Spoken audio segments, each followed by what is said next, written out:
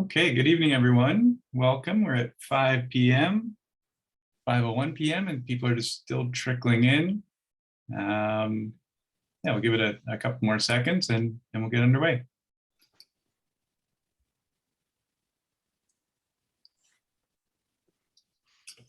Excellent. Okay, my name is Kyle Armstrong. Thank you for joining us tonight. I'm the Restoration Coordinator for Peninsula Streams and Shorelines.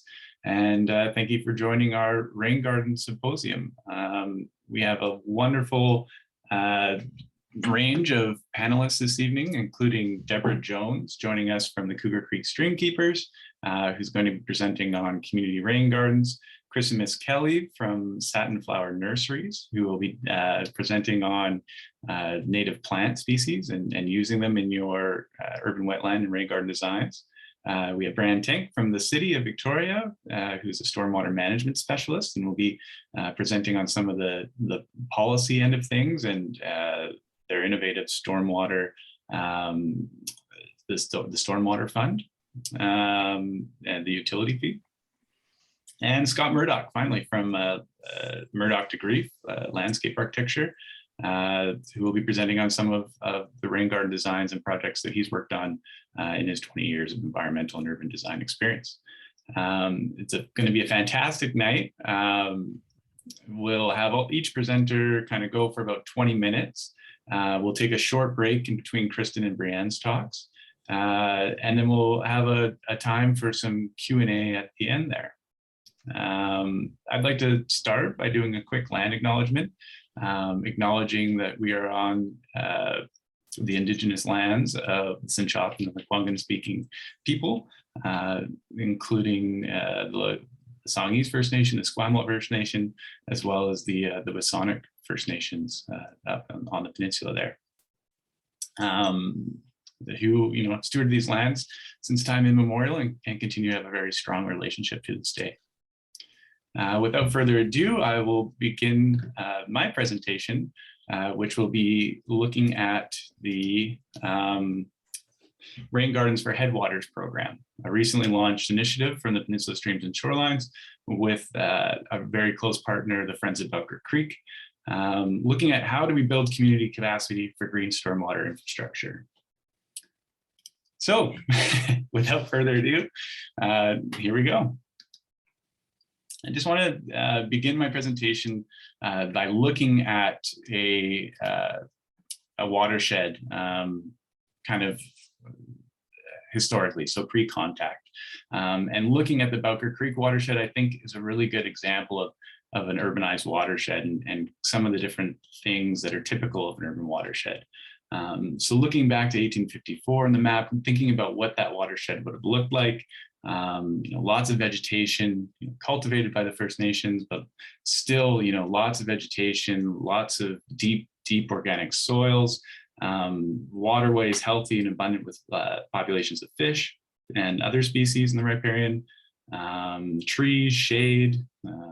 As water flows, it's able to flood these areas, lots of different wetlands, really dynamic and diverse. So just trying to get that image in your head of a really untouched, pristine watershed, still with the presence of humans, but and modification, but largely hydrologically intact. And moving forward to today, we have an entirely different watershed. So we have one with buildings, pavement, cement, different structures. If you look at some of this data provided by the Capital Region District and their mapping department, we can see that by now over 50% of the watershed is covered in what we call impervious surface. So things like buildings, cement, pavement, things that block the water from being able to soak into the soil. And essentially what this does is it creates really poor aquatic conditions in our local waterways. All of that water has to be shunted off the surface and directed into our local streams and waterways. And in doing so, by moving across and running off the urban environment, it becomes very hot, fast, and toxic. And I just really want to quickly kind of highlight the nature of that water and how it becomes that way and how it impacts biological communities. So this is an interesting graph that basically has that same overview of a watershed and a continuum of different levels of development. And you kind of start on the left-hand side, you see a rural or largely undeveloped watershed. And as it becomes more and more developed and more of that impervious surface comes into play, you can see the evolution, or there's this kind of relationship with the creek where it becomes more and more impacted. So you can see that second sort of lightning bolt feature. I don't know if you can see my cursor at about 50% of impervious land as a really important threshold. So where Belker Creek is right now is a really important threshold where it's moving more and more into severe impacts. So what we would like to achieve is how do we stop this trend and how do we reverse it, where we can still have this development and high density of human population, but still be able to have a healthy stream channel condition. This next graph is a hydrograph. It shows basically those two types of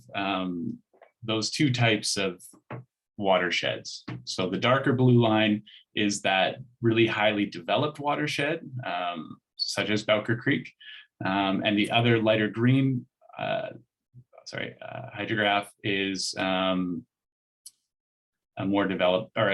less developed watershed. And so this is looking at the flow of the creek. So it's really the signature of those two streams. So as it rains in Belker Creek or in Oak Bay, it's become really flashy. All of the water, engineers like to move water as quickly as possible to avoid flooding off the landscape and into the stream. So what you have is this really high inflow of water, a really big flux, and a really high flow. And that fundamentally changes the conditions in the stream, both physically and biologically. As opposed to a naturalized watershed, where when it rains, it absorbs into the deep soil, it slowly trickles through, and is kind of this delayed flow of water through the stream that's elongated. So there's two sort of things to look at. One is this really high peak, a really high peak in an urbanized creek, and really low base flows. So that's really just seen in this important picture. This is a cross-section of a really healthy watershed, sort of an undeveloped watershed. And you can see just through this cross-section how dynamic and complex it is. So you have a main channel in the center, but you also have backwater lakes, you have sloughs, you have small islands, you have floodplain lakes, and a really healthy floodplain where water can rise when it floods and slow and permit different species to access, different aquatic species to access that floodplain. And we just have this picture of this really dynamic cross-section.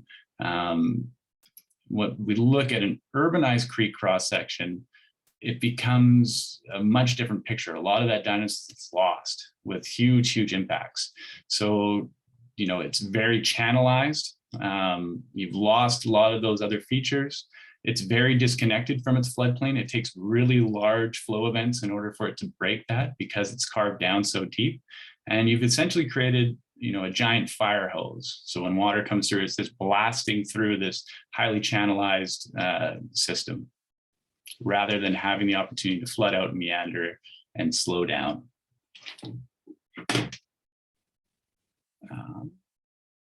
And so, and that's when we get these kinds of things happening. So this is a very common kind of in-stream condition that we see in a lot of our urbanized creeks. We have really high channelization, really high erosion, huge kind of channel bank failure. This is taken from Oak Bay Wreck just this past fall, where we had a huge collapse of the bank. And this is really bad for in-stream conditions for aquatic life. It's really highly sedimentated. There isn't a lot of the really good gravels and things that life likes to cling on to for insects to live in the interstitial spaces of those gravels. All of that is just completely blown out of the system in those high flood events. So it becomes very difficult for fish to spawn, to even swim up. and to stay in throughout their life cycle. And looking back to November, we kind of see that garden hose effect again. They're not very resilient to large flood systems. So a lot of our infrastructure is kind of at its max right now. And when we have these large flood events, we're seeing them top over, and we're seeing damage to infrastructure and risk to human property and life. So not only is it ecologically detrimental, but it's also detrimental to the economy and to our infrastructure.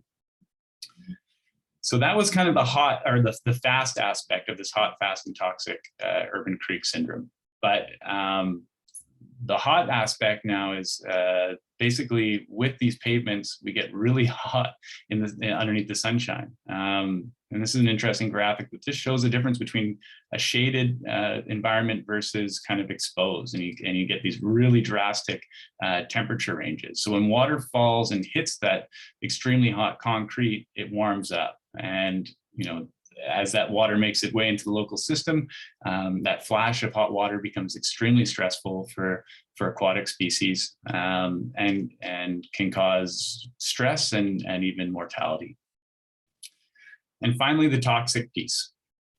So within our watersheds, with these drainages that connect basically our parking lots, our roads, our driveways, our rooftops to our local waterways very directly, there's opportunity for a lot of the contaminants that come from kind of our everyday activities to reach the stream. So recently, in the summer of 2021, we had a mass die-off up in Ray Creek because likely someone was using a chemical on their roof to remove moss. And that chemical in the rain made its way into the stream, killing hundreds of fish. There's hundreds of chemicals that exist in stormwater, many of them toxic, and we're learning more and more about these. And some of these are extremely toxic to fish. In particular, there's been a chemical found in tires. The protective layer in tires, as it reacts at low zone, becomes highly toxic and has been responsible for killing a lot of coho salmon in our streams as well. And this, we focus a lot on the streams, but these contaminants can also make their way and impact our kind of near shore ecosystems as well. So there's been lots of studies looking at kind of stormwater impacts on herring populations and development, particularly on incubating eggs, but also kind of our local species of forage fish, such as Pacific sand lance and surf smelt, that kind of incubate their eggs within the beach shorelines. These can also be negatively impacted by some of these contaminants. So for peninsula streams and shorelines, we and our citizen scientists monitor a lot of the coastlines looking for these forage fish eggs. And so, we take it to heart too that not only are we need to buffer our stream systems, but also our shoreline systems from these impacts of stormwater. Looking at kind of climate projections over the next couple of decades, we can see that things are not getting better. These are all being exacerbated by climate change. So we're going to see larger and more frequent of kind of these heavier rainfalls in the fall and winter, and more of these kind of droughts in the summer. So we need to really get smart about how we're looking at managing our rainwater and how we can become resilient to some of these impacts. And so a lot of areas are looking to solutions. And one of them is shifting from how we think about water and removing it from the landscape as quickly as possible to how do we hold it on the landscape? How do we slow it down and create a sponge on our landscape to hold all that water and create buffers to protect these different waterways? And rain gardens are a perfect example of that, as well as other green stormwater infrastructures.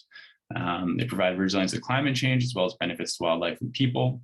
And they're relatively low cost and high impact, but it has to be done at a very large scale. You can't just build a rain garden and think your problems are over. we really need to systematically change, the landscape and how we treat our rainwater. So enter the Rain Garden for Headwater program. We've based this program off of others that have been successful in Vancouver, North Vancouver, Washington, and Oregon, where we really want to engage with the community and kind of decentralize this effort to build green stormwater infrastructure. We want to partner with the different communities, provide hands-on education, and basically promote and build capacity with different community groups, different residences to build rain gardens on their property and in their communities. And across scale, and really scale it up and just have it so that everyone is capable of building this, it recognizes the green stormwater infrastructure, the value of it, the purpose of it, and is able and feels confident to do it in their local homes and residences, as well as kind of advocate for proper stormwater management planning in their ridings. Yeah, and they're quite low tech. We're going to go over a lot more of the design, so I'll leave this slide here. But essentially, we need everyone from practitioners to residents to business owners to planners. It has to kind of occur where everyone can kind of see the opportunities as we kind of renovate our homes and businesses and infrastructure to incorporate green stormwater infrastructure in. And looking at different issues and basically how we can solve them together. Taking a look at where flooding already occurs next to streams, and really taking the opportunities to start building and incorporating green stormwater infrastructure into these areas. A couple of homes where people have really connected their downspouts to their lawns and incorporated rain gardens into their private homes. As well as boulevard gardens. So can you imagine if every home within the Bowker Creek watershed had a boulevard garden such as this that caught and treated water off of roads? It'd be incredible. So we've partnered with the Friends of Bowker Creek in the Bowker Creek watershed. We have started to scope out different locations for rain gardens. We've help build the Rain Garden website, and that is just being launched, I think, today at the bowkercreek.org website. And we've almost got it where we can start entering in rain garden locations for their 1,000 rain garden project. So the Friends of Bowker Creek and their stewards would like to build 1,000 rain gardens within the Bowker Creek watershed. And they would like to monitor this by uploading those different gardens. So and this is for the whole capital region. We'd really like to begin monitoring where these gardens already exist and featuring them on the website and map so that you can click and be able to see where these rain gardens are. The City of Victoria, huge kudos to Brianna and them for already having something in place for the City of Victoria gardens, but we'd really like to expand this out to the region and get a really good idea of where the different gardens are, featuring them and sharing them with people. We've got a couple of gardens coming up this summer. We have the Monterey Middle School Garden Construction Project down in Oak Bay, where we'll be catching and collecting water off of the parking lot and bringing it into a constructed rain garden. And we've been working with the local students to create designs. And in the fall, we'll be working with them to do the planting. Similar is Campus View Elementary. We have 2 rain garden sites at Campus View Elementary, one along the road that we'd really like some help from the community to help design and plant, and one in the back parking lot where we're going to be working with students to design that one as well and capture and treat some of the water that's been causing a lot of flooding issues in that area. And there's lots of different elements to the design that we hope to kind of learn more about through this initiative, looking at biochar and oyster shell as different garden mediums, as well as using arborist chips and large features to help beautify the design. So lots of elements in the design that we want to engage with the community and students with around these rain gardens and provide kind of this hands-on teaching for building rain gardens. and bring the community in, as well as what other kind of habitat features we can incorporate into our rain garden design. So bird boxes, bee boxes, and things like that. I just want to finish by asking you to join us. Please come to our website, look in volunteer opportunities, and as you fill out the volunteer survey, note that you are interested in the rain garden program, because we would like to bring people down onto site and start doing kind of design forays around these different rain gardens. We have lots of rain gardens to build over the next couple of years. And we'll work to get funding and work to kind of build these out with expertise and bringing different practitioners on site to help guide the process. But we really want as many people touching these gardens as possible. So please don't be shy. Come on to our website, note your interest, and if you have, great, we still have you on file.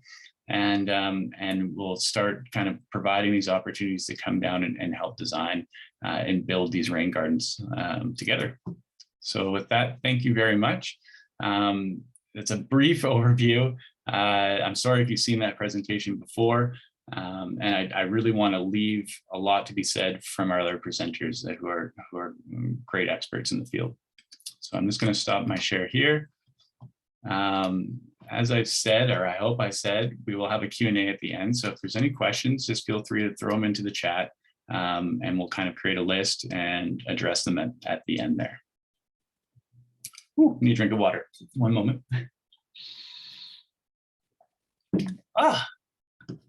Okay. So moving right along, in the interest of time, we'll move right on to our next presenter, who is Deborah Jones of the Cougar Creek Streamkeepers. Deborah serves as volunteer advisor to the Nature Trust of BC on their Rain Garden Grant Program. And for the past 16 years, she's collaborated with the City of Delta's Engineering Department, the Delta School District, and the Pacific Salmon Foundation, Be the Change Earth Alliance, and others on the design, installation, and maintenance of 30 school and community rain gardens throughout North Delta and beyond. I refer to her as the rain garden guru. She's built a lot of these things, and she does it in a very inclusive and community-oriented way. So it's my great pleasure to introduce Deborah. And Deborah, if you'd like, you can share your screen and take it away. Thanks very much.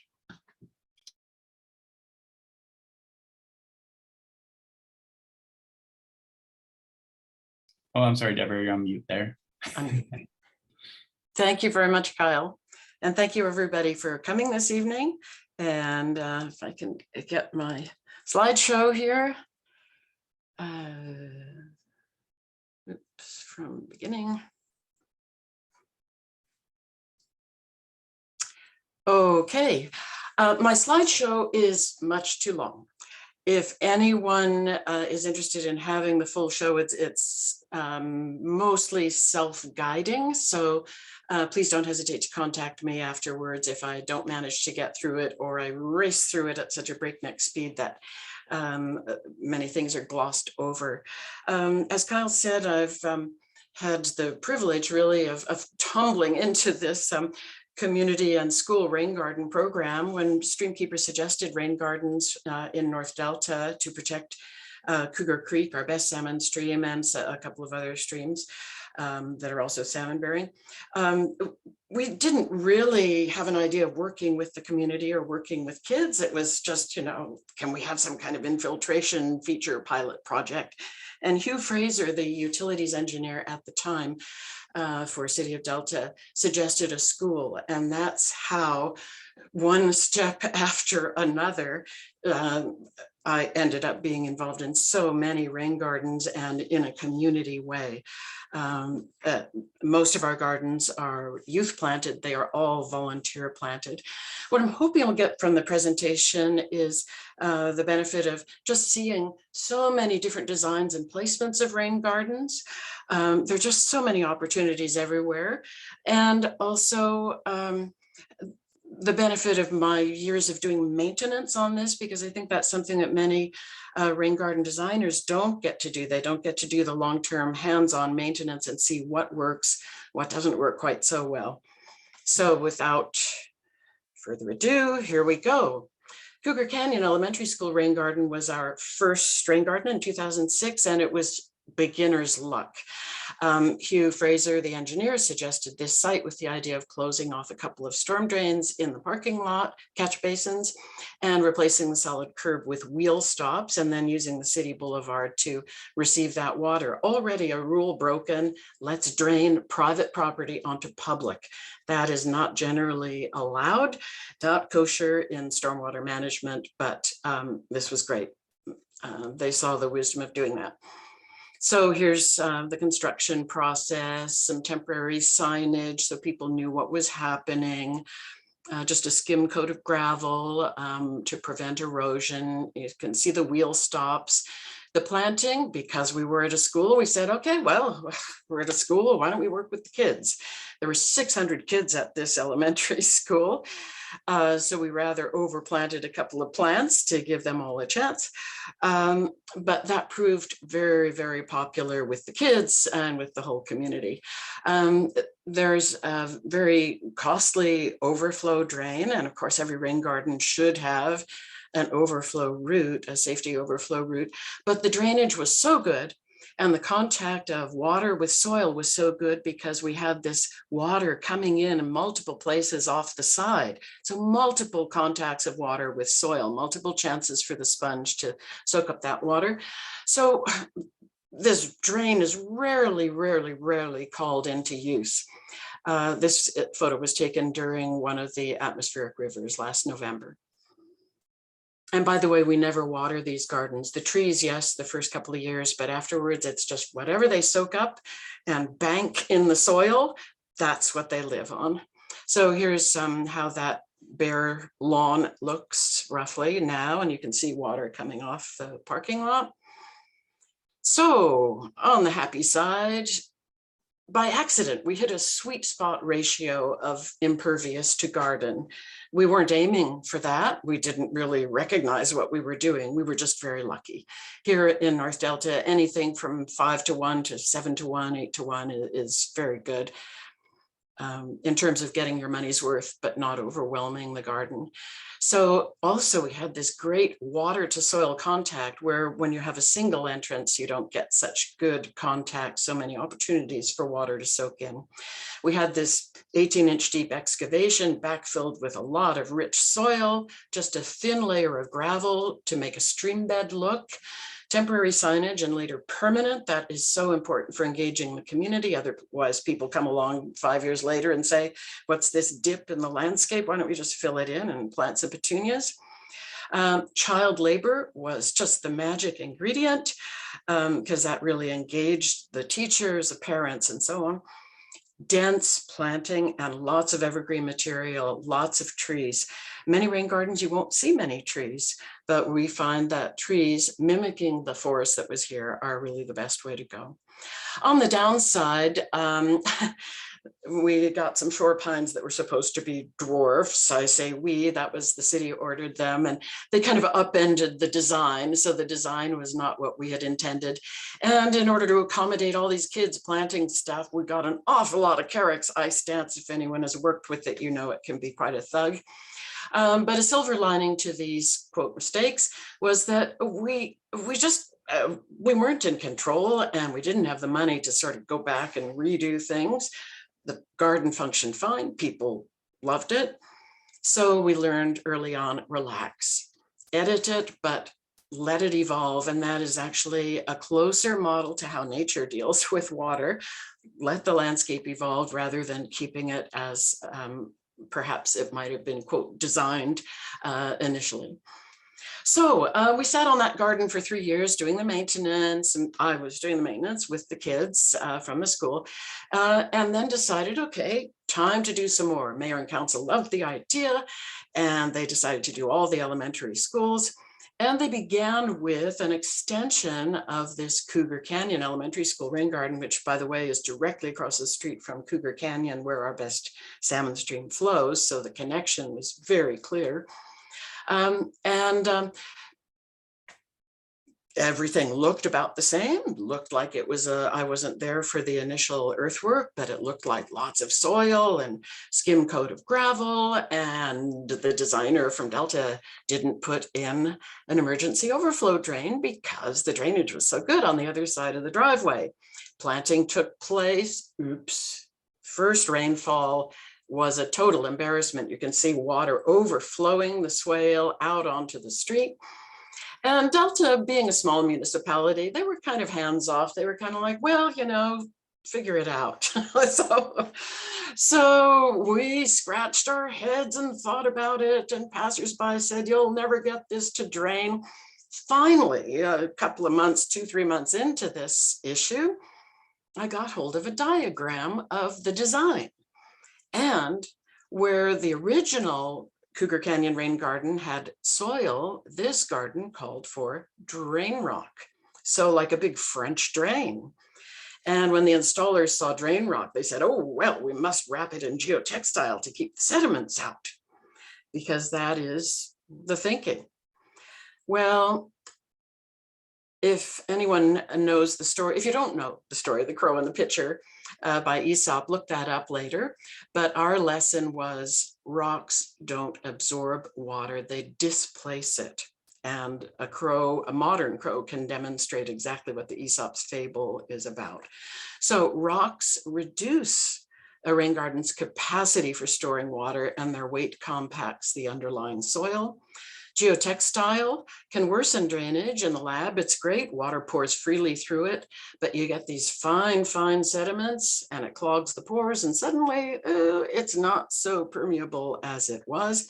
And more importantly, it is an actual physical barrier to microorganisms, insects, worms, plant roots moving up and down through the various soil horizons and opening new porosities. We used child labor again and secondary school labor to remove the geotextile, remove all the drain rock, replaced it all with cheap compost from the landfill, except for a thin top layer of gravel. The garden worked perfectly after that. During the course of trying to remedy this problem, we scratched our heads, you know, was there not enough absorption because we didn't have enough trees in the garden?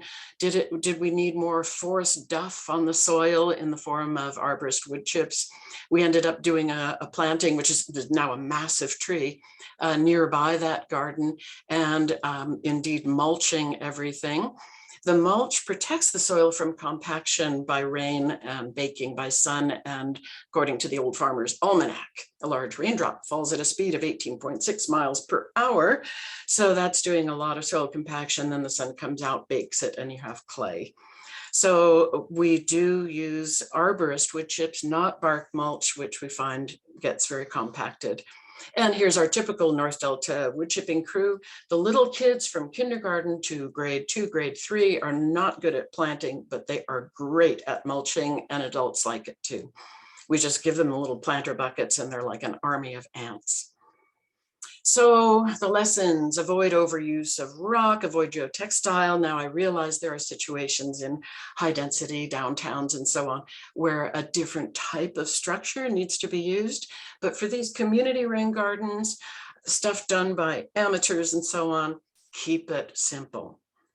Always think sponge. Kyle used that word, sponge. And the sponge is the foliage, it's the roots, it's the soil, it's the compost, it's not rocks and manufactured inputs, which in fact, if you look at the bank account for a rain garden, those can detract from the benefits because they have CO2 implications when you're using manufactured content.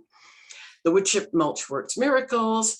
If there had been a perforated underdrain, which is a common practice in rain gardens, would we have known that this garden wasn't working and why it wasn't working? I don't think we would have. So ever since this time, I have much preferred a transparent function of rain garden. In other words, if you need emergency drainage, if at all possible, make that emergency overflow drainage be above ground where people see the function. Above ground, they see water come in. Above ground, they see water that isn't absorbed fast enough pools to an inch or two deep, whatever you regard as acceptable, and overflows down an overflow drain. The public really need to understand what this is all about. Still on the theme of too many rocks, this is right at Cougar Creek. It's amazingly grown in now. It does not look anything like this at all, but a rain garden right next to Cougar Creek to trap all of the dirty runoff from Westview Drive. Oops, this one had a ton of river rock. Well, we had never worked with river rock before. Our mixture was pea gravel and 3/4 inch clear crush, which is a highly diggable mixture. We discovered that this river rock looks beautiful, but it is not easy to dig. And it's not what actually the designer asked for. She had asked for pea gravel and 3/4 inch crush. She got this river rock. The youth planters could not put the Juncus effusus, they couldn't plant it. The river rock was deep and really, really hard to dig. So the Juncus ended up on the edge of the swale there, and water just poured straight through those rocks. And out the other end, we had deposition of sediments by the creek and also erosion by the water just pouring straight through. Over time, though, it got sedimented by all the stuff coming off the street, and it began to hold water. It was great. It looked kind of messy, but it performed really well because the sediments were sponging up that water. Unfortunately, the garden was really, really high maintenance due to not only the unweedable river rock, but also a couple of plant thugs. And I know that it's not right. It's not acceptable to say that a native plant is a thug, but when you're faced with things like sightlines and maintaining sightlines and a certain modicum of neatness so the mayor doesn't get phone calls from people, these two plants are difficult to work with in a limited space, Rosa nuttacana and Juncus effusus. And finally, we bit the bullet. We had a makeover work party. We got rid of almost all the river rock that we could. We got rid of a huge amount of the roses and confined them to the back of the rain garden. The intake is up here. Planted more well-behaved plant species, native, quasi-native, like this potentilla, a snowberry, reasonably well-behaved, the wood chips and so on. And it's been such a snap to maintain ever since, just a piece of cake. So again, avoid overuse of rock. Even native plants can be thugs in some circumstances. And again, always think about the sponge. Even road sediments can be a sponge. And finally, if you have a problematic rain garden, don't think, oh my gosh, we have to redo the whole garden. Often there's a tendency to panic and want to, like our garden that flooded. Sometimes they're relatively small changes if we get back to our first principles like the sponge. So finally, another too many rocks lesson. This is a rather complex structure of a rain garden that takes parking lot runoff from a community center parking lot.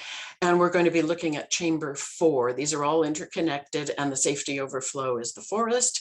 Chamber 4 was a pond that had to be brought up level because it was on a slope. So it was designed to be filled with tons of soil and then a skim coat of rock. You can see that ponding structure there. But unfortunately, the installers didn't have quite enough soil, but they had lots of rock. So they filled the ponding structure with rock instead of the spongy soil that the designer had wanted. What's the difference? Rock, soil, it's all the same. So we planted, as we were supposed to, we planted Carex obnupta, but they all died because there was no soil in there, even though we tried to amend their planting holes. Water poured out of the bottom. It indeed went to the forest overflow, actually much to the thriving of the forest, because it was getting pretty dry down there, and now it's really, the trees are thriving with the added water. But the neighborhood was kind of like, did you really mean for all this water to end up down here? I'm a good front person for Delta because I'm an amateur, I'm a volunteer, I'm a stream keeper, and where a city would get a tremendous amount of flack for something like this, the public was more understanding. So over time, absorption rates improved, the sponge developed, and We finally took out a lot of rock, got some sedges going. So there were weeds that got themselves going, we let them stay, and the problem has been solved. So again, it was just too much rock. Rock does not, you don't use rocks to wipe up water you spill in your kitchen, and you don't use them to wipe up storm water. They might be good for looking good or keeping your feet dry, but try to minimize rock. There was a gas line that also turned up in this rain garden. Hard labor, sediments, weeds came to the rescue. The remnant forested wetland is looking great. So I've mentioned sediments, and we saw how the sediments can actually help with the sponge. They can also be a blockage, and this is something to be aware of everywhere. Often intakes are designed too narrow and without sufficient drop off to allow for sediment buildup. One storm and you got to go and shovel out the sediments because the garden hasn't been designed with sufficient drop off. That's something we see over and over. So sediments are a foe when they're blocking that rainwater. Shovel them out, put them around the plants. We find the plants don't seem to mind the 6 ppd or any of that stuff, the oil drips, the cigarette butts, what have you. If they are gravelly sediments, put them on paths. And sediments are a friend when they help us soak up water. So I gradually learned, you know, a rain garden, it's not a container that holds water and is decorated by plants. It's a dynamic process that's managing the water. It's not this static, empty vessel. And some engineers don't quite get that yet. They're still more thinking in terms of, oh, when my container is full, that's it. Well, no, when the container is full, the rain garden is still absorbing water, just not fast enough perhaps to absorb all of it, but it is a dynamic process. So as you saw, some weeds can be helpful occasionally. They show us what our soil is like. They fill empty spaces that nature does not like. Sometimes a weed is just what we need at a certain point in time. And more I'm beginning to see that they can be, in fact, a stage in the evolution of an ecosystem, a rain garden ecosystem. So the trick is to make them acceptable to people. Some are pretty easy to make acceptable. Here's broadleaf plantain that volunteered in one of our rain gardens. It looks beautiful. And no accident that hosta is also called plantain lily. This has this kind of broad leaf like a hosta, very handsome. The herb Robert or stinky bob, an invasive weed related to the true geranium, not the pelargonium, true geranium. People love this. It's a beautiful look. And when it comes time to pull it out, you can pull it out by the armload with no trouble at all. 20 minutes, you'd have all of this pulled out.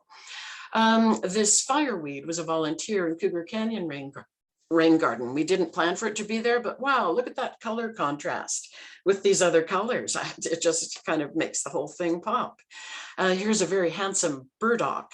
The burrs were the inspiration for Velcro. Again, it's a volunteer. When the time comes and it looks too messy, take it out. So darn, more weeds to pull. Maintenance is a big issue with cities because they maintain according to strict standards. But wait a minute. We who are volunteers maintaining Delta's rain gardens, we look at the weeds and say, what'll happen if I just do nothing, or if I just, you know, remove the kind of messy ones around the edges and let others stay. I'd like to talk a little bit about size. Do I still have time? I think I'm getting over time here, Kyle. A little bit, maybe 5 more minutes, Deborah.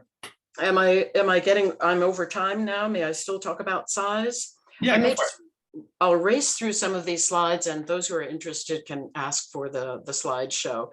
Here's an example of a rain garden that was designed much too small, and this is before we started thinking about size. It was excavated by the kids. The church owned this bit of parking lot here, uphill of the lawn, which is city owned, and we didn't even calculate the size until this happened, and we realized our ratio was 80:1 parking lot to garden.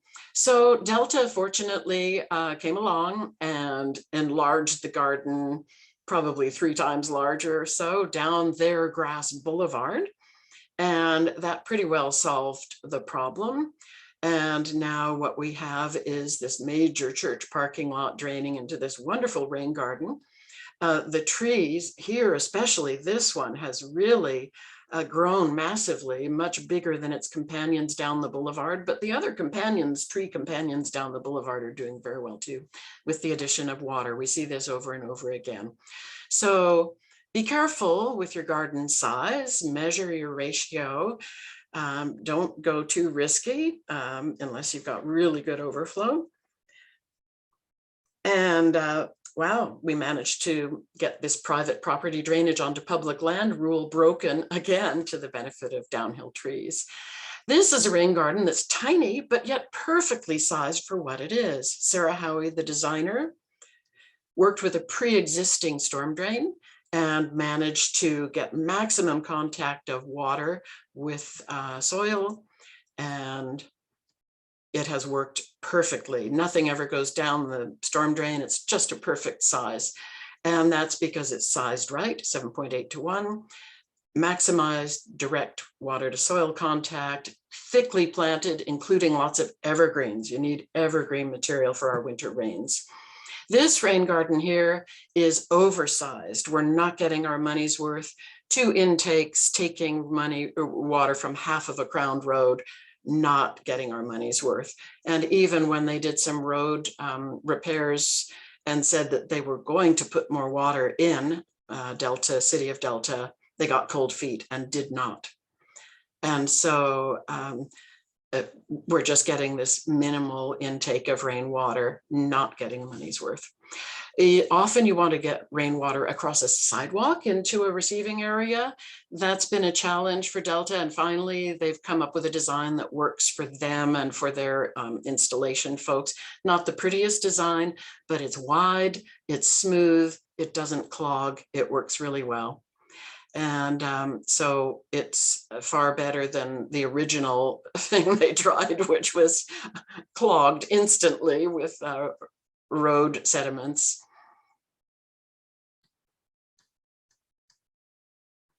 So make your intakes wide. We broke rules with Seaquim secondary rain garden, much too close to a building, but we tested it with a hose. Blast that hose for 3 hours, see what happens to the water. It soaked in beautifully. We risked it. We got the water into this rain garden. It has been perfect. 2 new downspouts from the roof, a ratio of 1 to 1, and it's been absolutely excellent. So again, sometimes take chances. Here's a roof rainwater runoff garden on a huge scale, 2.5 million liters of piped roof runoff diverted from an underground pipe from McCloskey Elementary School roof. And it's a ginormous, a gigantic rain garden. You can do it on a tiny scale or a somewhat more elaborate scale. Some neighbors are doing this as we speak right now. They've just installed this one. You can use rain gardens to solve mud problems. Delta had installed 2 storm drains to drain water from this area because it was too much trouble to mow. So they wanted to drain the water away. Well, wait a minute, water is the resource. Why don't you change the vegetation instead of changing the water? And so as a rain garden, it's been extremely successful. Mayor Lois Jackson was a big fan of rain gardens during her time as mayor. Typical mulching crew. And here is this rain garden as it looks now, and the new trees. Finally, I'd like to show you some cost saving. We're all on a shoestring budget, or often, and our carbon budget, we should think about that as shoestring as well. So keep the design simple. This is a real circumstance here, North Delta Secondary School. Use pre-existing catch basins for overflow whenever you can. Incorporate existing trees, gives your rain garden some presence right away. And in my experience, I've never lost a tree that we incorporated into a rain garden. I know people are worried about changing the drainage dynamic, but we have not had any trouble. We keep excavated soil on site as much as we possibly can. Delta doesn't do this, but when we're working stream keepers with students, we keep the excavated soil on site, make topography with it, and amend it. We keep rocks on site rather than purchasing. So we're saving a ton of money in terms of purchasing, hauling, disposal. Even the turf we don't dispose of, we put it, jigsaw piece it back onto remaining turf on site. And as you can see, it comes together nicely. And but within 6 months, you don't even know that it was ever pieced together. So this is that rain garden. And finally, with kids, you can always get something done. This is just an ugly ditch. This is the last example, ugly ditch. And the idea was to make it acceptable to the neighborhood. So Delta did not want us to touch the outside of the ditch. There's a water pipe right underneath it, and they want easy access to that, no plants. But that turf removal, this is a ground cover. This is like 2 months after planting. This ground cover will grow together perfectly. We've got a lot of sword ferns. Everything is thriving. No need for watering so far. And here we are with the kids feeling more positive about the future because they've had an impact, been able to have an impact. Thank you so much for bearing with me as I went way over time. And again, feel free to contact me, anybody, if you'd like to have the slideshow. Wonderful. Thank you so much, Deborah. That was amazing. And yeah, as Soren mentioned, it's great just to see some of the what works and doesn't work. And I know you've come up with some really great documents that show the tips. And are those available on your website, the do's and don'ts? There's a checklist available on our website that includes many of those tips. Yes, there is a checklist for successful rain gardens. So you can find that there, and each rain garden has a story. I'm behind now of the latest 3-4 rain gardens. We're up to 32 suddenly.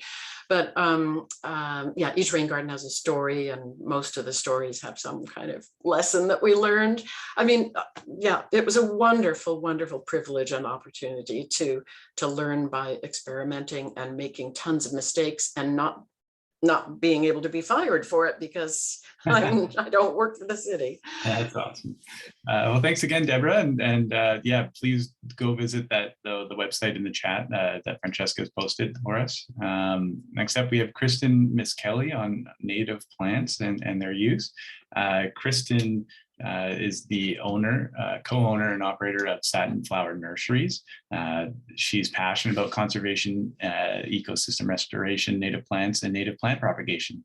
She's a biologist with a specialty in botany and ecology of southeastern Vancouver Island. And she teaches a variety of workshops and courses and is a sessional lecturer at the University of Victoria, teaching ecosystem design through propagation of native plants and urban restoration and sustainable agricultural systems. She's a good friend of mine, and we feel very lucky to have her. And take it away, Kristen. Thanks so much, Kyle. You're certainly a good friend of mine too. Deborah, thank you so much. That had just so many tangible examples and lessons that can be applied for rain gardens. And it's wonderful seeing those images of the whole process unfold. Those are real treasures to be able to see that in such a hands-on way. And I really like the integration with working with kids and people of a variety of ages that can bring these projects to life. And I think for those kids, that's going to, really mean a lot to them as they grow up, and all of what they must have learned doing those things. And so thank you so much for having me here. I would like to focus on native plants that can be used in rain gardens.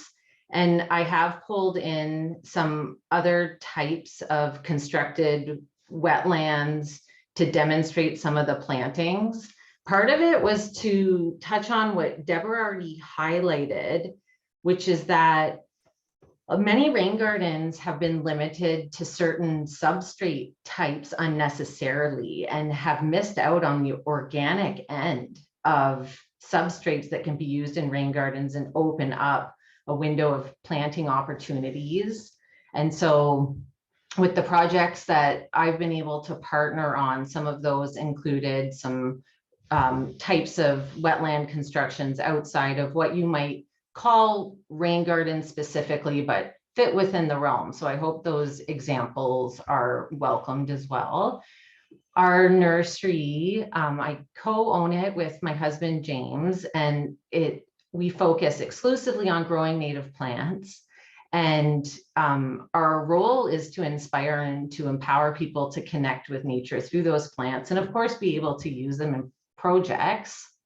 Our nursery is part of Wasanich territory, and that territory includes Powkachin, Sayout, Sartlup, and Sakum, and also the Malahat First Nation. A huge thank you to Kyle, who has been so wonderful in the organization of this. And this is Kyle helping with digging out some camas bulbs for a project at the nursery. And I think, you know, his passion for all sorts of ecosystems has just been, you know, he's just obsessed with nature and has been working so hard. And it's great to see you, Kyle, pulling everyone together and kind of like sharing that passion with people and organizing people, you know, putting people together on topics to get even more passionate about. So thank you so much. And of course, to Peninsula Streams as a whole. And I know Francesca's here tonight working very hard organizing everybody. Our team at the nursery, the plants that I'm going to share, anything about, you know, growing plants and working with these plants is all done in collaboration with the people at the nursery. And for a while, Kyle was one of these smiling faces here, and I should maybe keep you up in the alumni, Kyle. Our plants for wetlands, wet meadows, and associated wet ecosystems, from rivers and shorelines to stream banks, etc. We grow all by seed at the nursery, and we grow about 200 different species of plants, and many of those are wetland species that we do. Some of the wetland plants we grow in wet tubs, which I don't have imaged here, but those are lined pools that we keep full of water and keep our plants in there. We grow plugs for, that's the top right photo here, and smaller units to accommodate larger restoration projects. It's a really economical way to plant larger projects, as well as large pot sizes too, which of course has a role as well. We also do seed production. So we have about an acre in seed production now. This Henderson's checker mallow is a species that we use regularly in rain garden and wetland plantings, and also natural plantings for restoration of estuaries and other saline environments. And the seeds we are useful, just like the plugs, for larger restoration projects or projects where disturbing soil might not be the best route. And of course, seed has so many benefits. I won't go into that right now, but just to say that seed is something that can be considered even in a rain garden setting. Ecosystems, local ecosystems, are what I always reflect on as what we're using as proxies or analogies to how we're planting, even in a rain garden. In an artificial setting, we're looking at the features of that and looking to nature to inform the plant communities that we then replicate. And so some of the features we look at are things like flow of the water, inundation period, substrate, light regime, etc. And then we're doing our best to have what our basic understanding of local ecology to then inform our species ideas. Many rain gardens, as Deborah noted, do use a lot of cobbles and sand and river rock.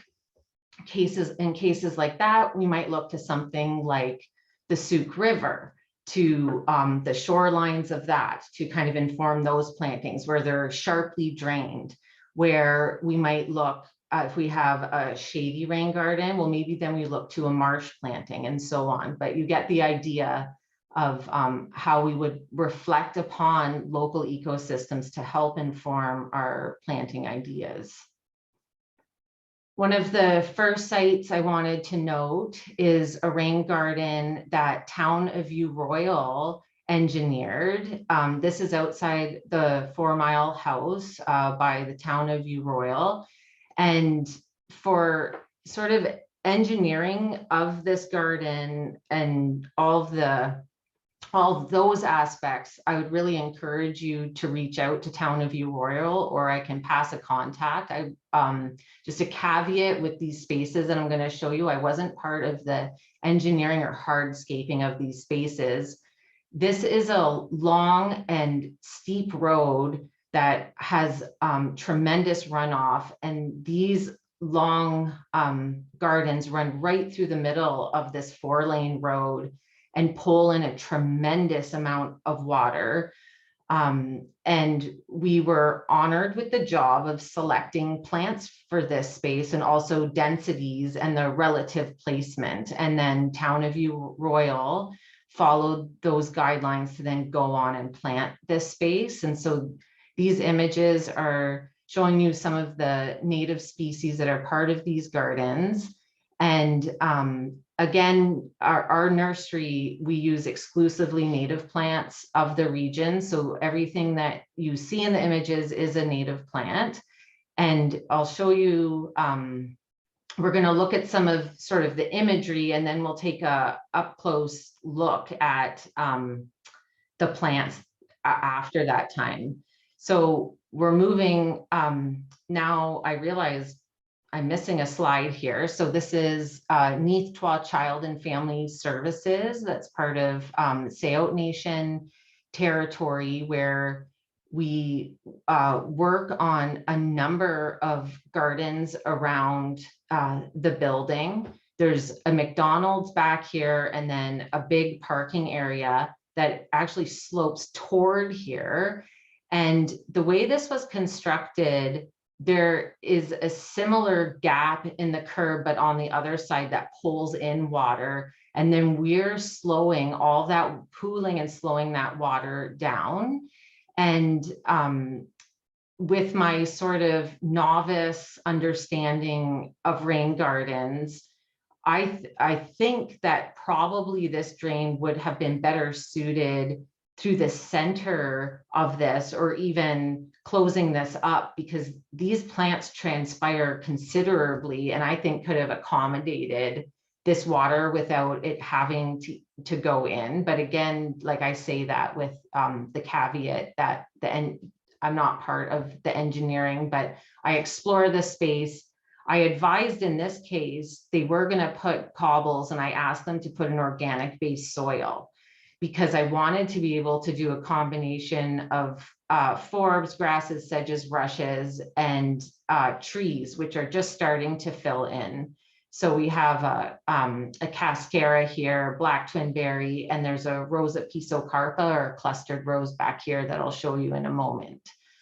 So just taking a bit of a closer look at this, there's that Henderson's checker mallow we looked at in our seed row earlier. We have self-heal, heleniums, and there's clustered rose.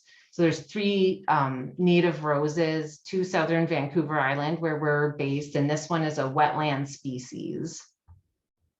And of course, grasses, sedges, rushes. Something that Deborah noted was the need for evergreen coverage. If you use exclusively deciduous species without any evergreens or partial evergreens, you'll be left with the potential of erosion, and also unoccupied space in the winter, where you'll get potentially weed invasion. But more importantly, you're trying to slow water down, and you get a lot more water in the winter, so you really need that cover. And so we're always thinking about that, and including structure that will be maintained through the winter as well.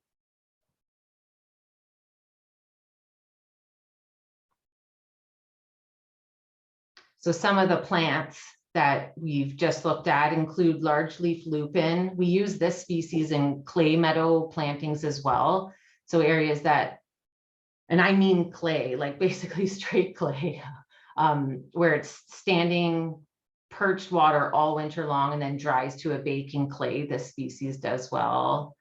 Henderson's checker mallow, it is an estuary species, but we do use it in these freshwater sites.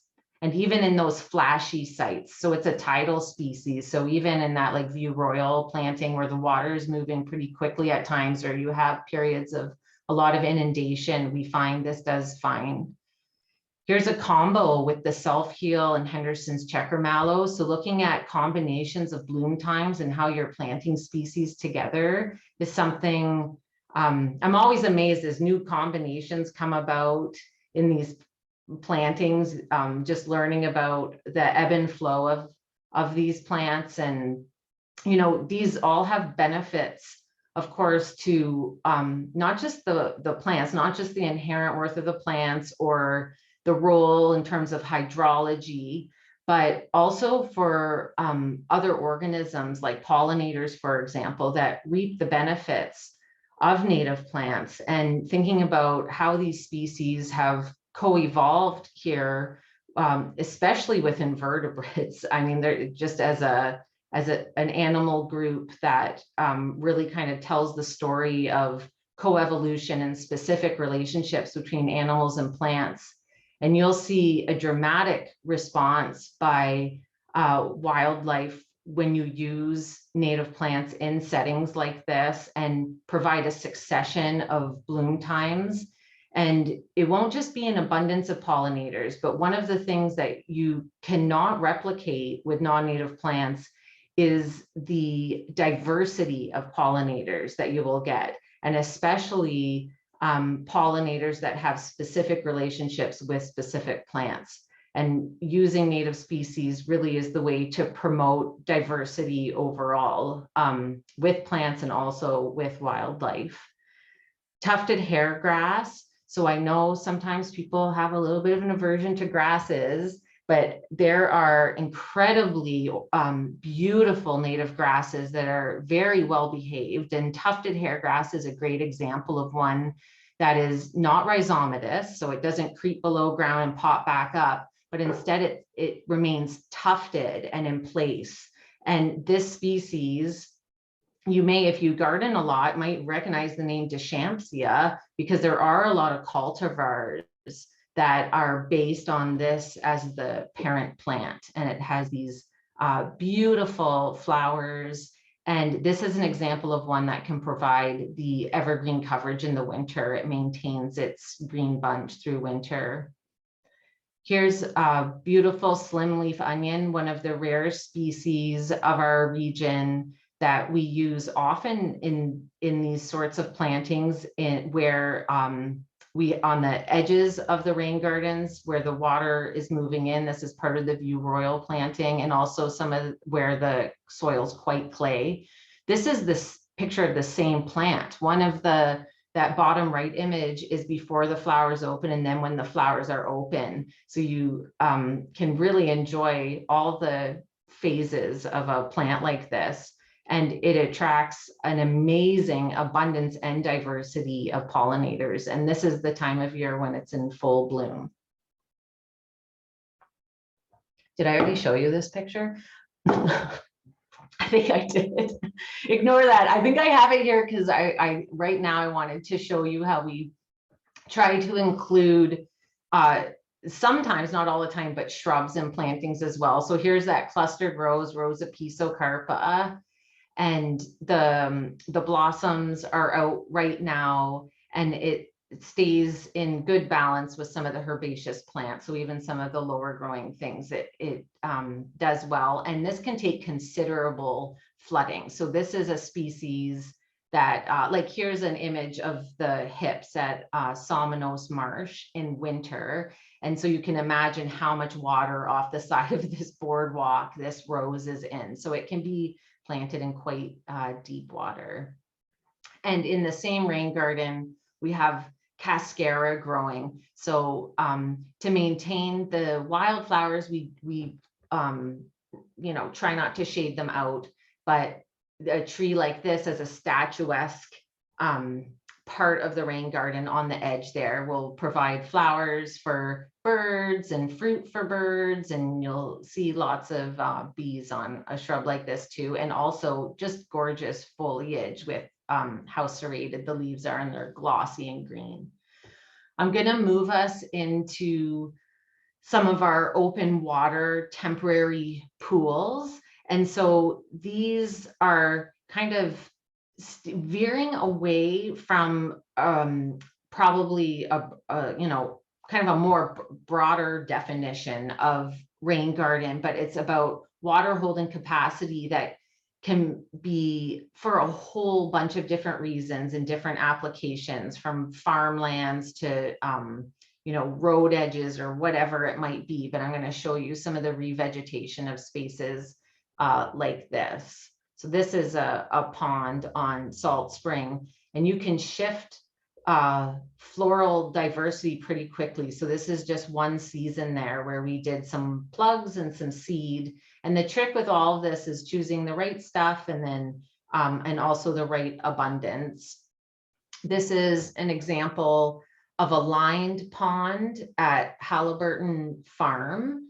And I'll show you some images of the process here. So this is a few years after the digging. We put in a lot of woody matter for structure and organics, etc., and also microsites and all sorts of reasons to try to do that. We've planted lots of shrubs and wildflowers, and these are images of that area after a number of years. So here's that helenium that we looked at earlier, with other plants too, but I'll just call out some of the common rain garden plants that are used, like the sluice sedge here, Carex obnucta, and in the deeper water, Siam suave. It's one of the native wetland carrots. And as you come up out of the basin, you're seeing some of the shrub species like hardhack, and there's red osier dogwood, etc., that are common species used in rain garden plantings. And again, in this setting, this is a mix of quite organic, rich to clay soils, and some of these soils are even glade or have started to glade from the seasonal flooding. Some of the late bloomers, like asters and the helenium, can withstand substantial flooding, and then as in summer, as that water can dry up, or in a case of a rain garden where you don't have the winter rain, you don't expect any kind of water moving into the system, these species are fine, go on to bloom, and then can withstand those events later in the season. Canada goldenrod is just an absolute phenomenal plant for bees in general, and lots of bumblebees. There's an up close of the sluice sedge that I commented on. And you see this quite often. One of the things often the rain gardens I see around town, I do see some native species in them, but I always wonder, or I always think there's the potential for more species diversity. And that's something we've been focusing on and trying to work with local landscapers and contractors about, is that the realm of wetland plants here is just phenomenal, from vernal pools to open water, riverbanks, and that we haven't come close to kind of, using the potential of what is available for, with local native plants. This has wonderful floating leaves. So if there's an area that does hold water longer. This is a species that makes sense. And here's showing you wildflowers in combination with shrubs again, like Deborah had mentioned about the incorporation of shrubs into some of these plantings is just fine. These plants, and you always think about this in the context of the size of a rain garden or any kind of restoration project, but size really does matter. And that if you're planting rhizomatous or vigorous species, you have to partner those with other rhizomatous vigorous species, so the competition is appropriate between species. And in a small space, you can only expect to put so much. And so if you have fragile or slower growing species or species that senesce in the summer, you don't want to put a vigorous species that grows year round is going to outcompete those plants. So thinking about the size space you have and also how you're pairing those plants.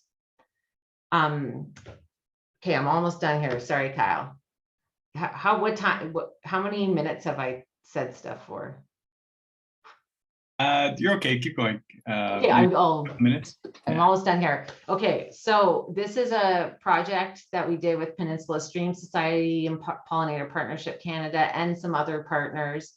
And here we've created a vernal pool. So this area holds water in the winter and is surrounded by drier habitat as you go upslope. We purposely dug down into the clay to hold the water. And these are ways of enhancing water features on, any kind of lands. This happens to be BC Hydro land in this setting. And in the winter, this is the same space, but you can see how it holds water and then goes on to flower. And part of the reason I wanted to show this image was to balance our expectations about what these spaces look like. So I've been showing you like flowery shots like crazy, trying to like sell you on this stuff. But the fact of the matter is that all these systems are dynamic. I know we heard that in the previous presentation as well, but it's true. And part of that is accepting that dynamism and to understand that these spaces are cyclical and they will go through phases where they're not just in full bloom, and that's perfectly fine. And you can enjoy the beauty of seed heads and reflections in the water, etc., and be grateful in the spring when all your plants start blooming again. So some of the species we used in this planting included fragrant popcorn flower, which is an endangered species to our area. There's also other popcorn flowers that are equally as beautiful that can be incorporated in plantings like this. And like the fragrant popcorn flower, this native forget-me-not is an annual. So we try to use perennials and annuals in some of our plantings where we expect some bare soil to persist from year to year. And flooding can do that. Flooding can create unoccupied spaces as it excludes some other species. And you can see in this backyard water feature how the forget-me-nots are growing right in the water. There's dagger-leaf thrush. Nodding beggar tick, Spidon sternua, is another annual, just absolutely stunning. And you can create carpets of this. And so if you're planting a new planting and it's new and you're kind of like waiting for things to mature, scattering native wetland annuals is phenomenal. They bloom this, you sow them in fall, they're blooming by spring and can give you these beautiful thick colors. Common camas is flooding tolerant. We use that a lot in our clay meadow plantings and often has these variable hues that are just stunning to watch.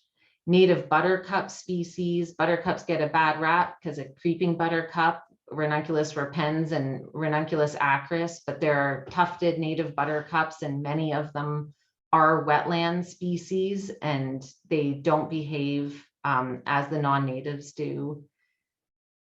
And of course, native grasses like California oat grass that we use in our plantings, that slopes of rain gardens and clay meadow. Native mint.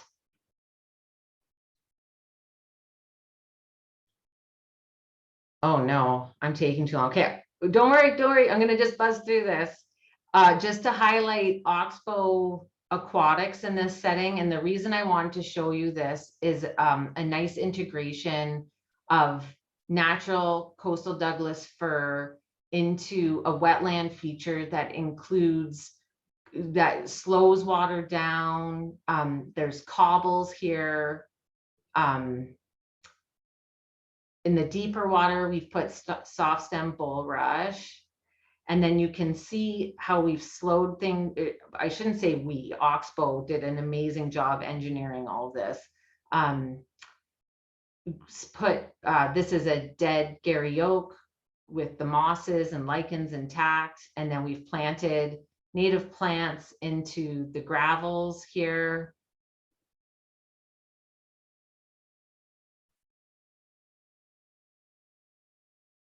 I know I'm terrible. And I'll just show you, if you have gravels or sands, some of the nice species that you can think about. Springbank clover. So it does die back and lakes. These are can go do anything in organic rich soil to the gravels. Pacific silverweed, self-heal, which you've seen before. Blue-eyed grass, which I'll just say open and closes with the sun. So monkey flower, so it can go in quite deep water or into gravels. And the poorly named few-flowered shooting star with the insane amount of things. And there's even native St. John's wort. So this is another example, just like I was saying with the buttercup and the forget-me-not.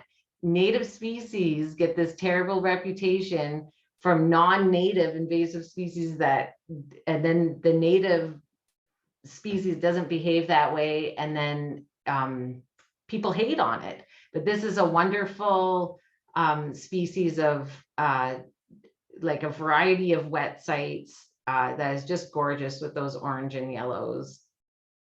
Jointed rush. And for shady areas, you can do all sorts of things in wet, mucky soil too. And I just had 2 slides to just say that, which is this wonderful hummingbird plant, hedge nettle, and also more of the woodland sedges, rushes and grasses like the dewy sedge here. The name actually has changed to Leptopoda for the diehards. So thank you so much. I appreciate it. We try to put resources on the website about planting this and that. There's things about wetland stuff and plant choices. And thank you so much. Appreciate it. Thank you so much, Kristen. That was amazing. And it's hard to cut you off when you're so passionate and you're talking about such cool stuff. But so I think what we'll do, we're a little bit behind on time, is we'll forgo the break, but feel free to kind of get up. And this is all being recorded. So if you need to go to the washroom and grab a drink, this will be recorded and we will send out the webinar to everyone. But in the interest of time, and we have some questions in the Q&A that we'd like to address, we'll just kind of push through right now. I've put in the chat a link to Kristen's website at Satin Flower.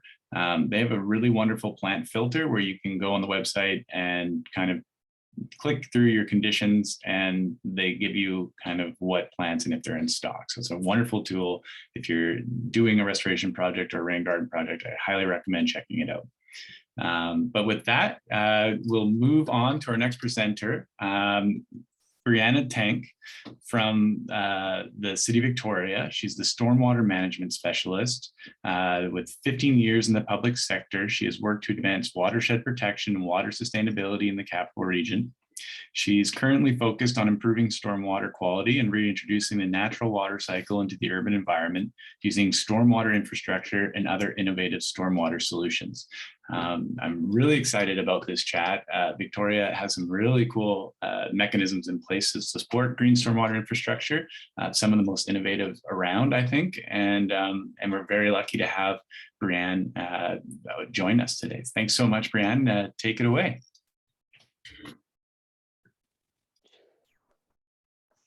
Thank you so much, Deborah and Kristen. That was fantastic information, and I learned so much from all of that. So I'm going to be switching it up significantly with my presentation, moving from really fantastic on the ground implementation of rain gardens and native plants to boring policy. I actually don't find it boring. I find it really interesting.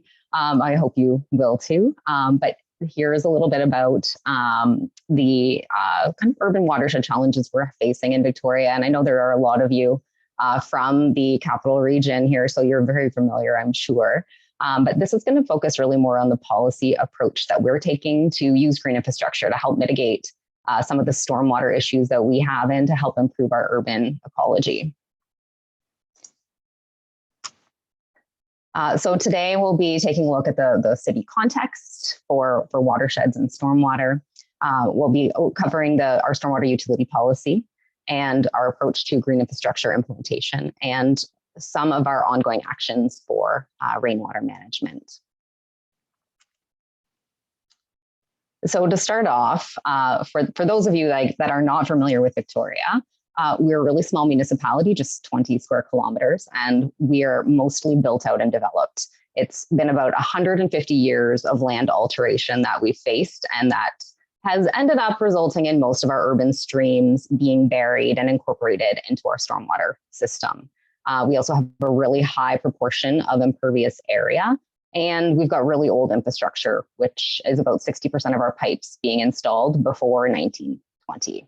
And those were installed back in the day because we were having flooding issues.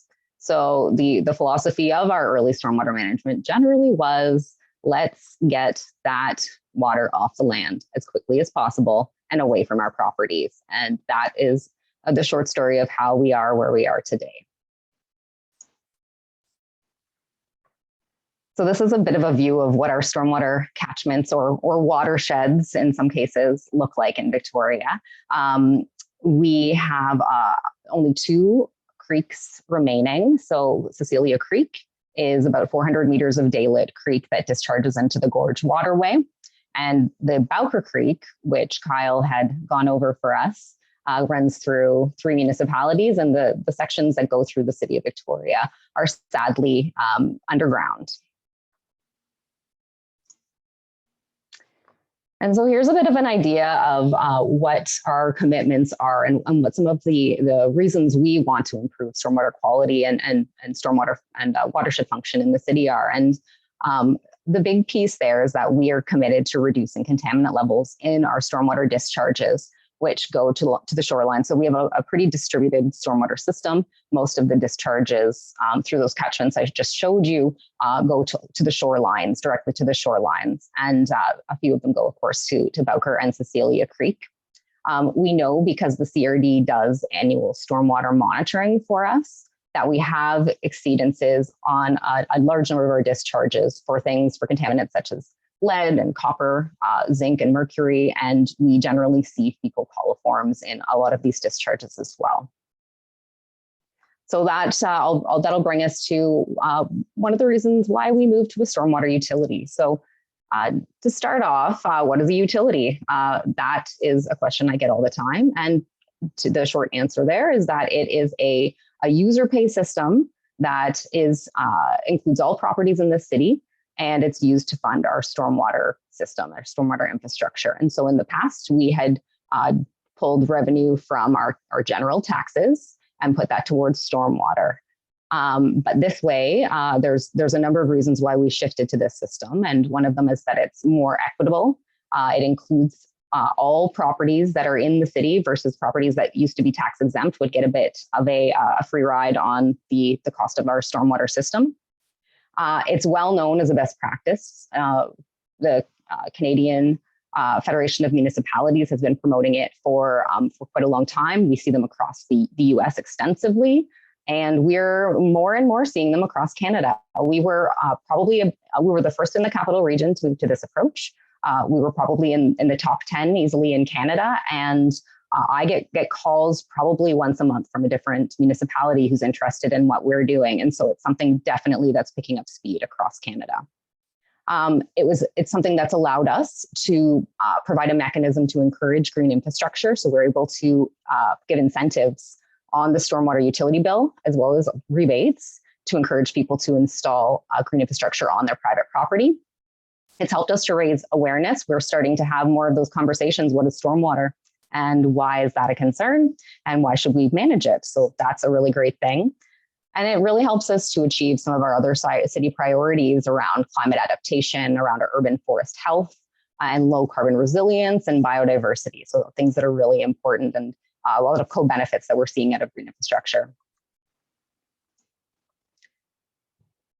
So some of the other drivers that that moved us towards this mechanism is that it was something that's consistent with all of our other underground utilities. So sewer and water are funded in similar ways.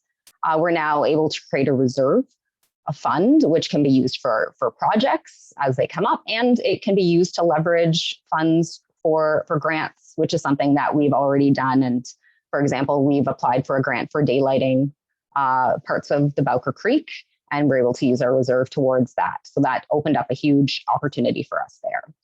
And the other benefit there is that we're now able to charge properties in a way that's relative to the impacts their property has on the stormwater system versus based on what the dollar value of the property is, which was not necessarily a representative way for us to get fees for stormwater. So the stormwater utility was adopted in 2015, and our first bills went out in 2016, and it was a revenue neutral shift, which meant we didn't change the budget at all. We switched it to this new system. Like I said, it's user pay based on what the use of the services are. All properties now contribute, and we can now offer our rainwater rewards incentives. We had a huge team working on this to develop the stormwater utility. And so it was definitely a team effort over a long amount of time. And now that we're here, it's working out really well. So just a snapshot of some of the things that we fund through our utility. And historically, I guess our budget was really focused on our gray infrastructure. So there's an idea there of what, through the map, that's an example of what all of the stormwater pipes, where they all are and what their conditions are. You can see that on the VIC map if you're interested, and a little snapshot of what some of those pipes can look like. And, seeing as quite a few of them were installed and before 1920, not all of them are in great condition. But that's a little bit of an idea of the gray side of the infrastructure that we fund. But more and more, we're putting more funding towards the green infrastructure side and projects related to stormwater quality. So it includes enforcement of our stormwater bylaw, which includes codes of practice for different businesses. And those are guidelines that are rules that they need to follow to reduce pollutants leaving their property. We also have street cleaning services, and believe it or not, we collect about 10 tons a day of debris from the streets, and we're keeping that out of our stormwater system and out of our receiving waters. We do catch basin cleaning and street and sidewalk cleaning as well. And we also are starting more and more to construct green infrastructure, and we perform maintenance along with that. And so moving to our green infrastructure implementation, I just wanted to share a little bit about how we define green infrastructure. And I really love this diagram from Ontario. I think it does a really great job of illustrating the sort of range of green infrastructure. And, we heard from Kristen about the natural asset side of things, wetlands, and Deborah highlighted the value of forests and having that as a safe overflow for rain gardens. The city of Victoria has a bit more of a constrained footprint than a lot of municipalities. We have very little wide open spaces. And so we find that we're focusing more on the enhanced assets and engineered asset side of things. And so we're looking at things like rain gardens and green roofs, bioswales, encouraging our urban practices for our urban forest health. We're seeing more impermeable pavement and cisterns, those types of things.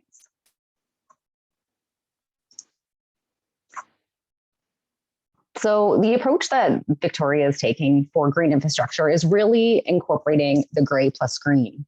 And that's because we recognize that with a city as old as ours and and as developed as ours, it's very unlikely we're ever going to be able to get to the point where we don't need that underground gray piped infrastructure. But what we can do is look for opportunities to keep water out of the system as much as possible. And for that, we're using more of a small scale incremental approach and really being opportunistic as well. And so we're really focusing on managing those small storm events. So we have a target of 32 millimeters in 24 hours. And that's approximately the 90% mean annual rainfall. And so that's most of the smaller storms. So we're not looking to manage the really large storms like, we had our atmospheric river in the fall. That's not the kind of thing we're looking to be able to manage through our green infrastructure. It's really more of the common frequent storm events. And really the goal is using a multifunctional approach for landscaping that can manage stormwater while also helping us meet goals around water quality, our urban forest, increasing biodiversity, increasing the livability of our public realm, helping with climate adaptation, and helping to calm traffic and create complete streets as well.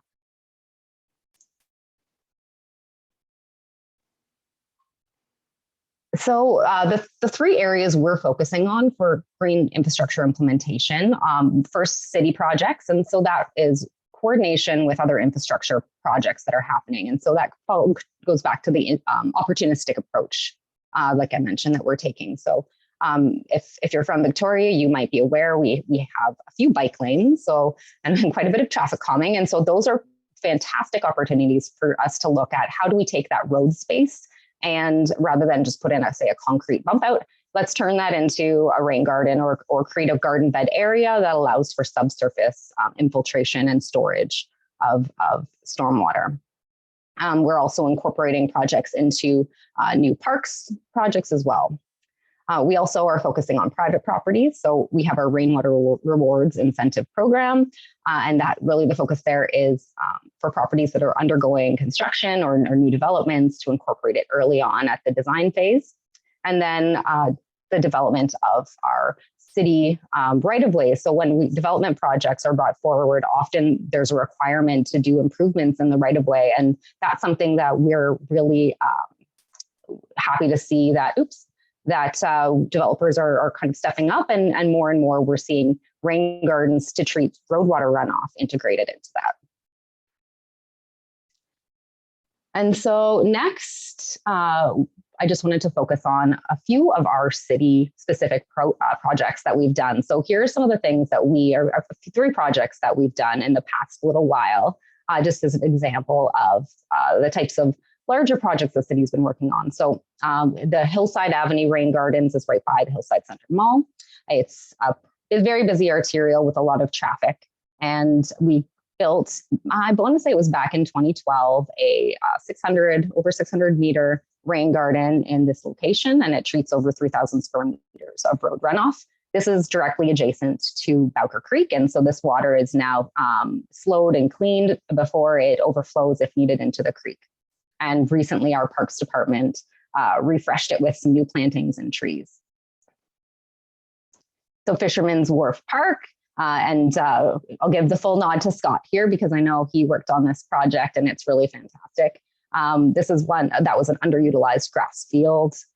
We redesigned it to align with what the community really wanted. There was a design shred that was used to create this rain garden idea here. And it treats runoff from over 14,000 square meters of surface in James Bay before it enters the harbor.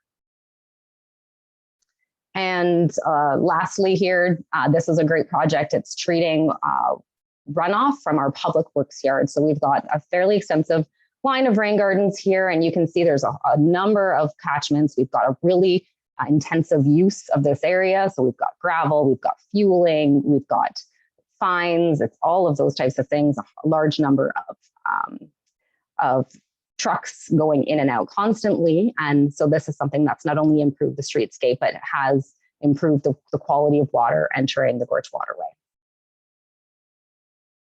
So moving on to our Rainwater Rewards program, and this is the side of things where we're looking at on the private property side.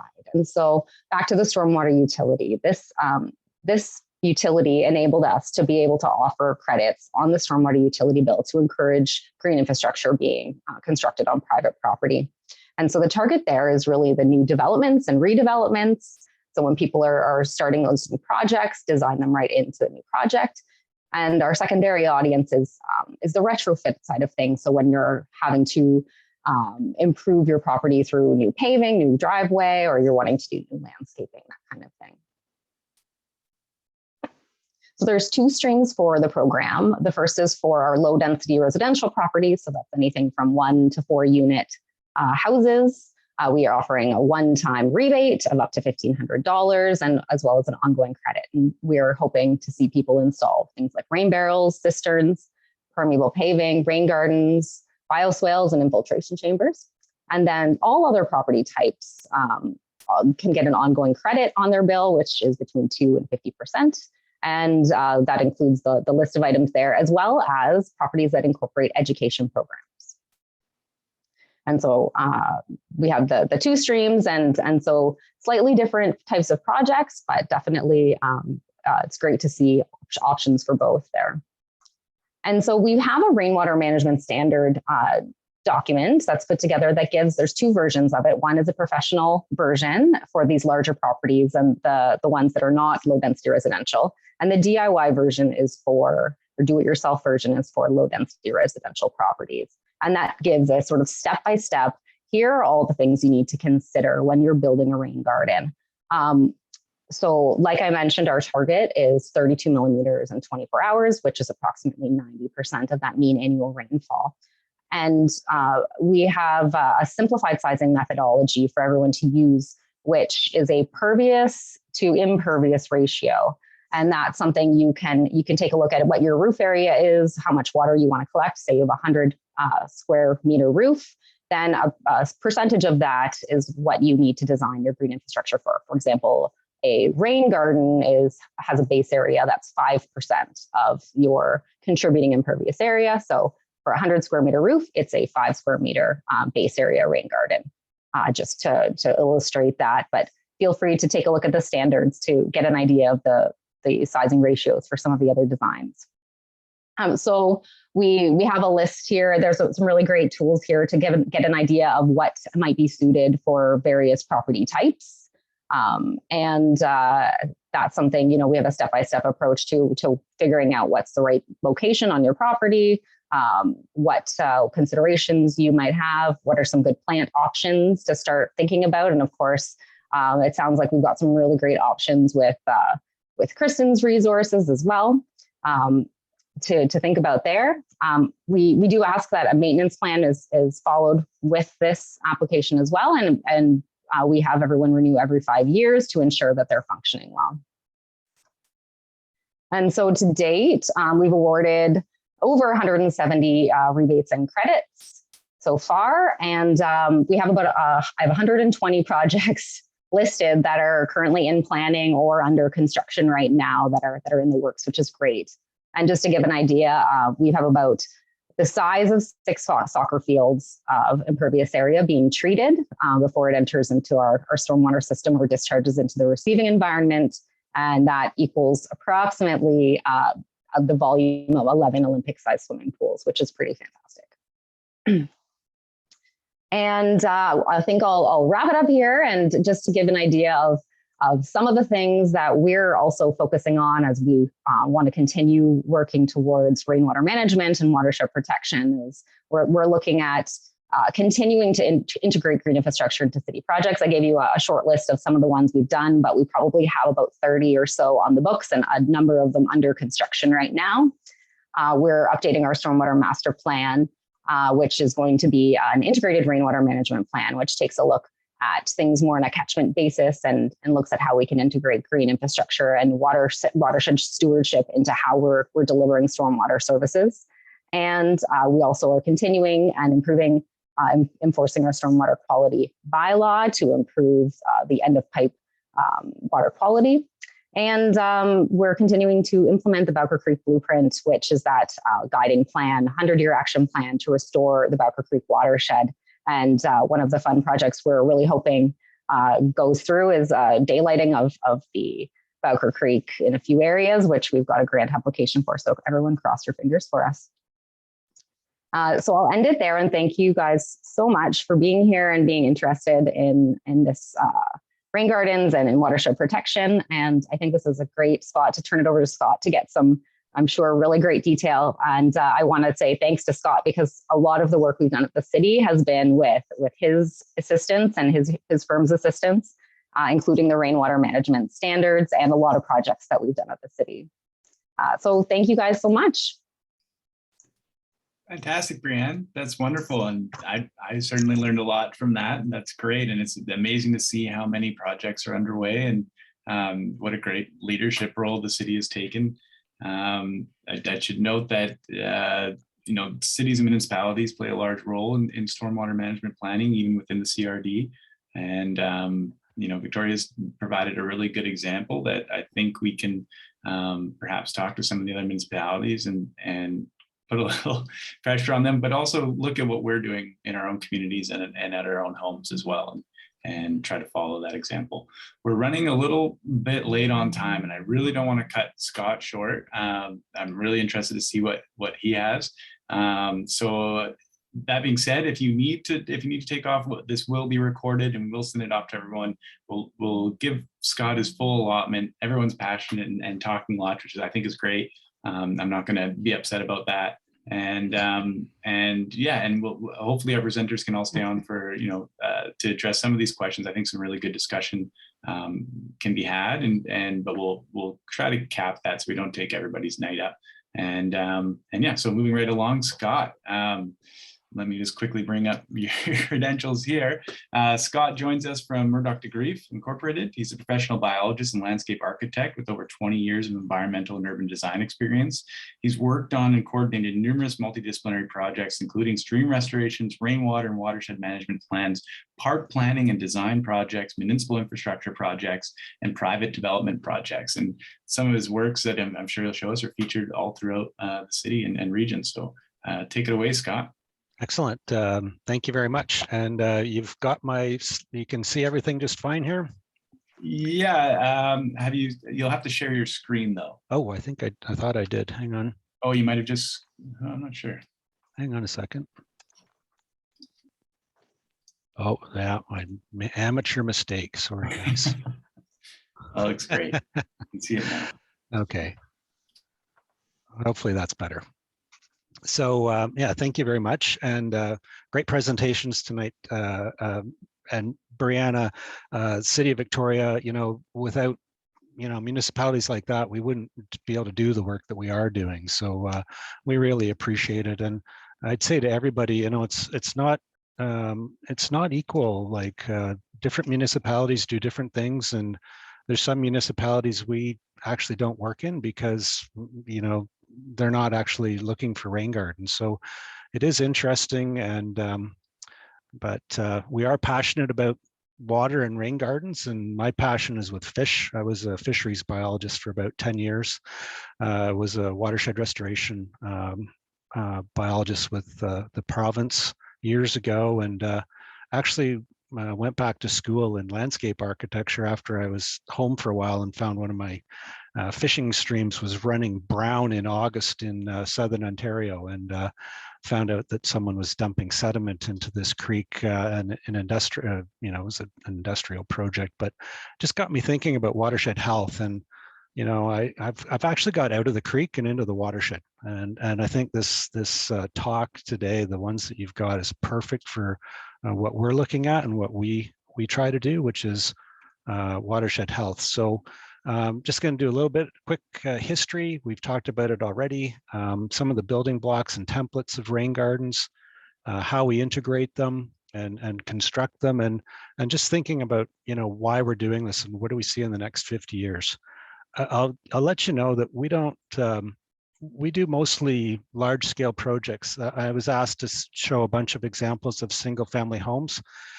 In the 20 years we've been doing rain gardens, we've built about close to 1,000 rain gardens now throughout the island, and Fort St. John, we've got rain gardens and all over the place, but we've only got a few houses.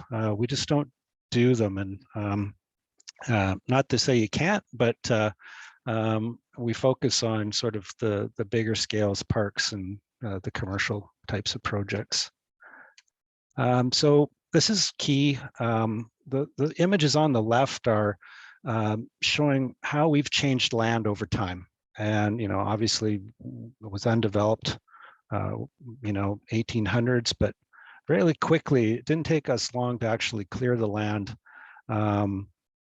urbanize that land and change it, in the last 150 years. So in 150 years, we've really messed up our watershed systems and overridden our natural systems. And I think what we're talking about tonight is how do we take that backwards and take these steps. So that's what our company's been working on for 20 years. It's been a focus of our work, has been working on how do we integrate green infrastructure into development, basically any development. So we've changed the land cover, but we also have changed drainage significantly. So this is just, this shows Bowker Creek on the right, and this is the watershed for Rock Bay Creek on the left. But those green lines, and you can kind of see all these dashed lines here, those are the storm drains. This is the stuff in Saanich. And we've done some studies in watersheds, and typically what we found is they probably have about 100 times more drainage and drains than they naturally had. So there's what the channels used to be. And if you think about where it is now, it's like anytime water falls on a roof, on a road, anywhere, within minutes it can be in a creek. And before, it used to take months to be in the creek.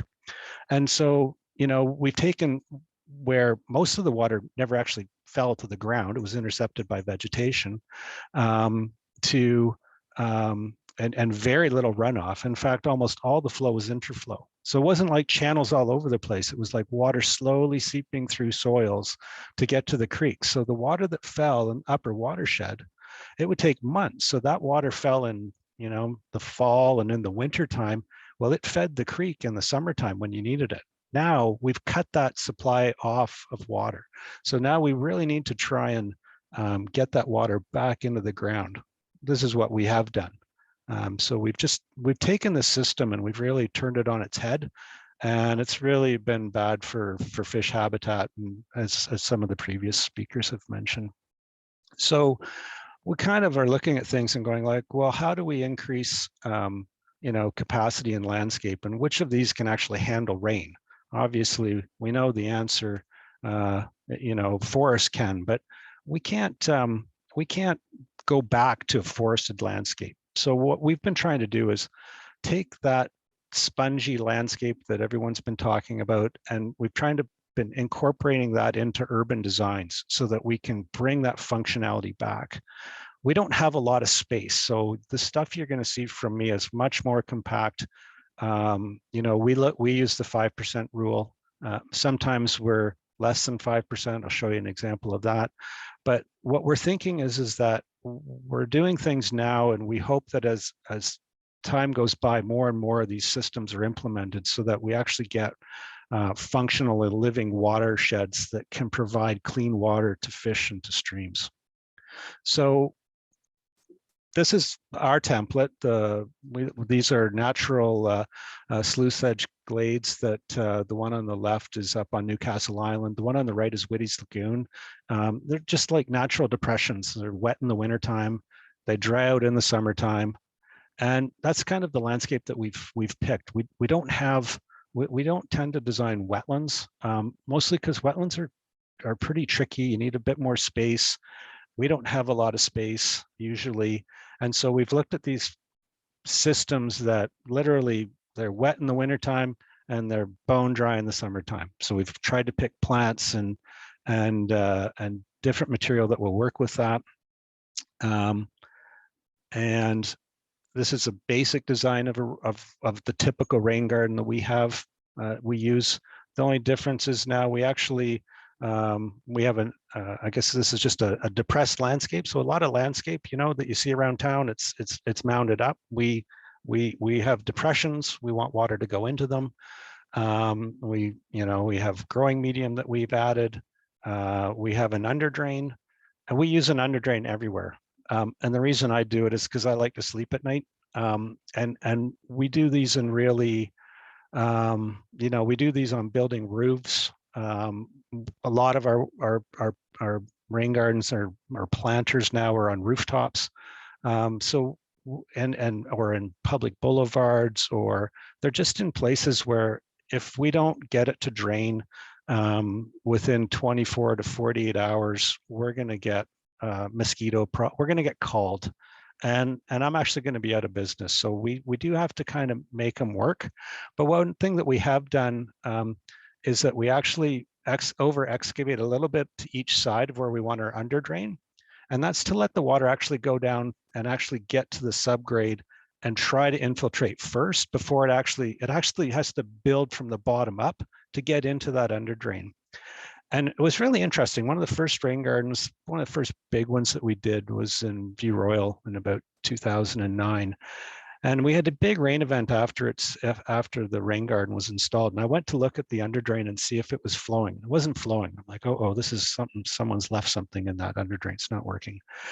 And I keep going back, and it took over 2 months of rain before that actually started to actually flow. So what was happening was the water was actually going down, and it was finding nooks and crevices, and there was trees nearby.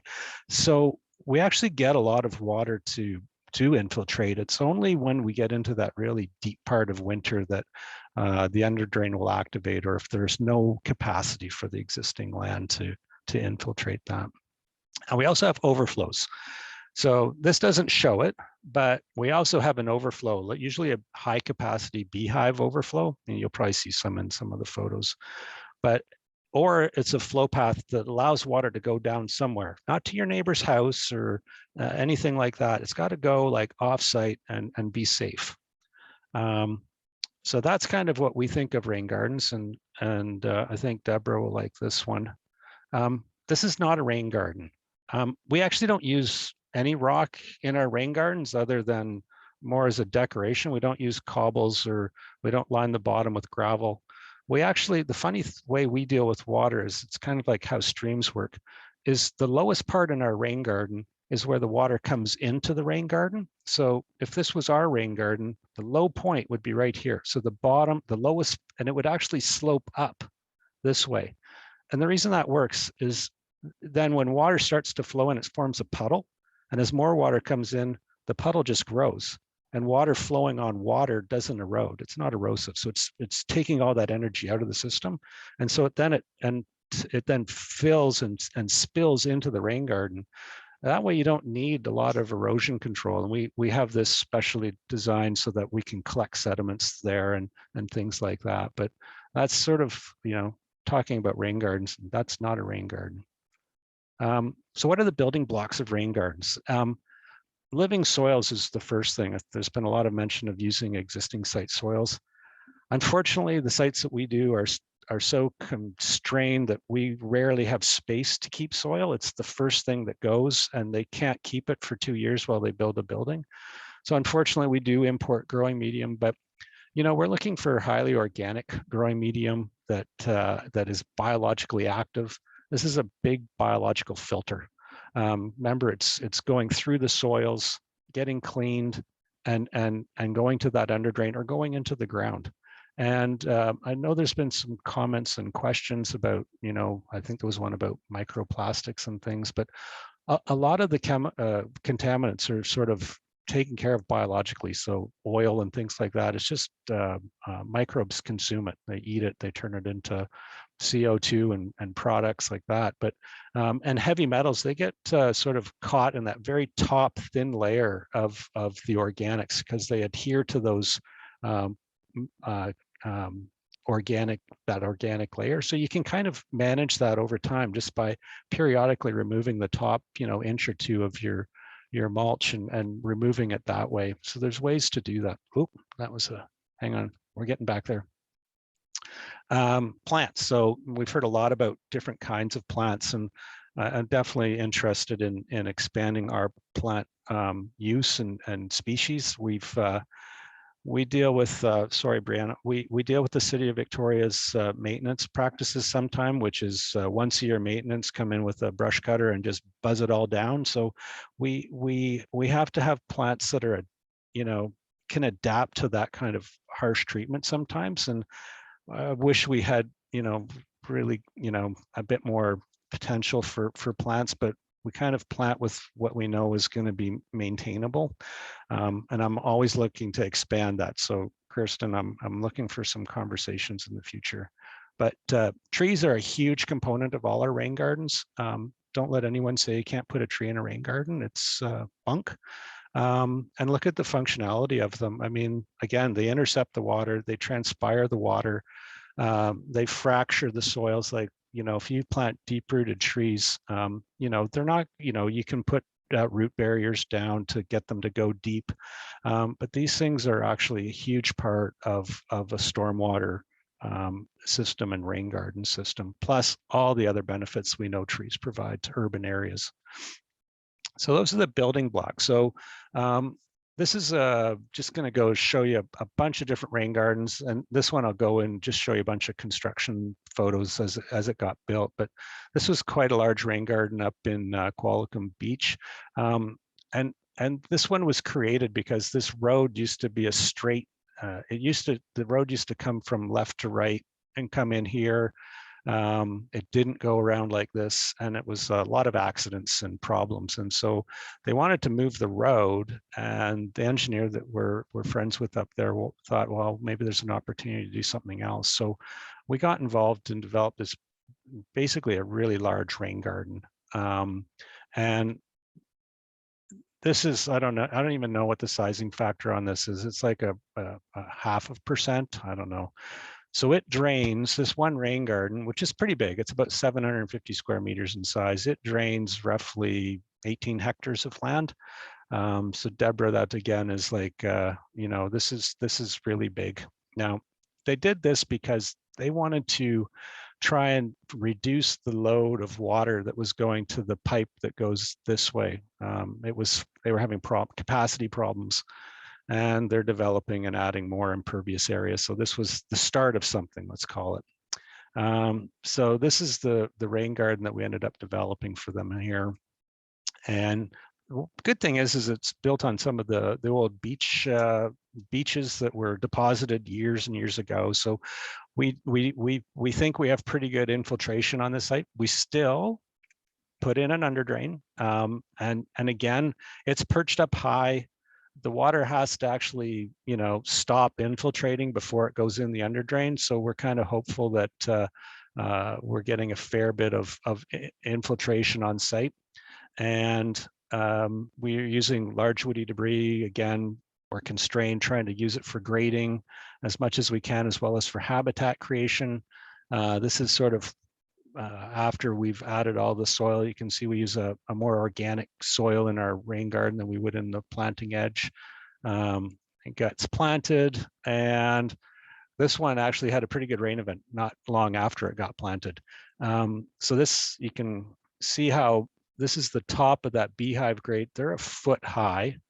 I'll go back to where that was. So you can see there's over a foot and a bit of water over the course over that area. So the thing about this that's I find awesome is that, you know, if that rain garden hadn't been there, and this rain garden we figure at the time held 400 to 500 cubic meters of water, that water would have had to go down the pipe. So by using rain gardens, we've actually created some resiliency in an urban civil engineered system. It's like we've broken the pipe, we've allowed the water to expand and take up space, and then whatever can't go in the land then goes down their pipe.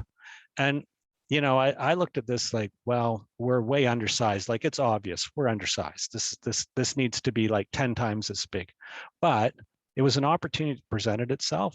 And I think you have to take those opportunities because they don't always come. And this was a perfect place to do it.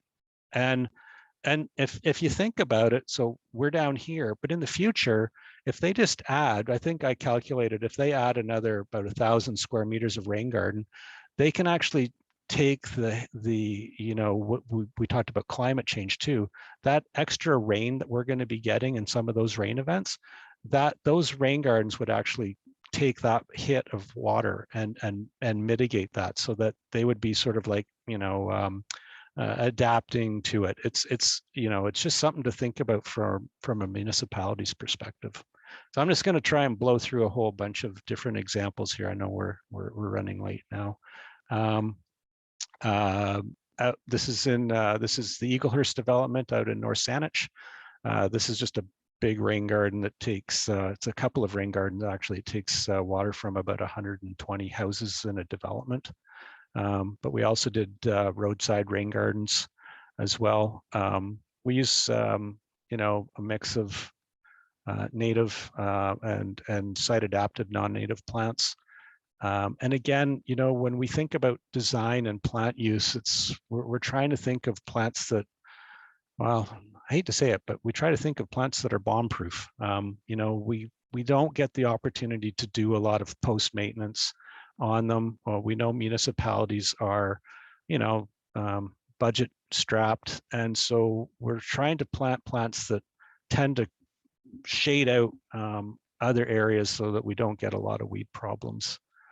This is one of the first, this is, I think, the first street rain garden that was built in the city of Victoria on Trent Street. This is also, I think this feeds into Bowker Creek as well, but that was sort of the first streetscape rain garden that was built. And I think we've probably built a few dozen since then. Lots of other side benefits to this from safety. This is, there's a school just over to the left. So we took all the pedestrians and they now don't have to go beside the road at all. So there's a lot of other benefits to how we do this as well. This is another City of Victoria project, Cecilia Greenway. This is a road ending, and was just a way to like have a transition of a road to a park space and having some fun with it. And it was fun, but at the time of construction, it was actually really stressful.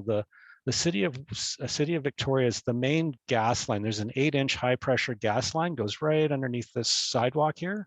And we have our rain garden. We have a pipe that actually connects this side to the going underneath there. So there was a lot of interesting things. There's also about a 3.5-foot diameter water main that goes underneath where that bicycle is. So lots of big infrastructure that we dealt with, but just a very satisfying project. And again, totally applicable to the Bowker Creek Greenway Blueway program.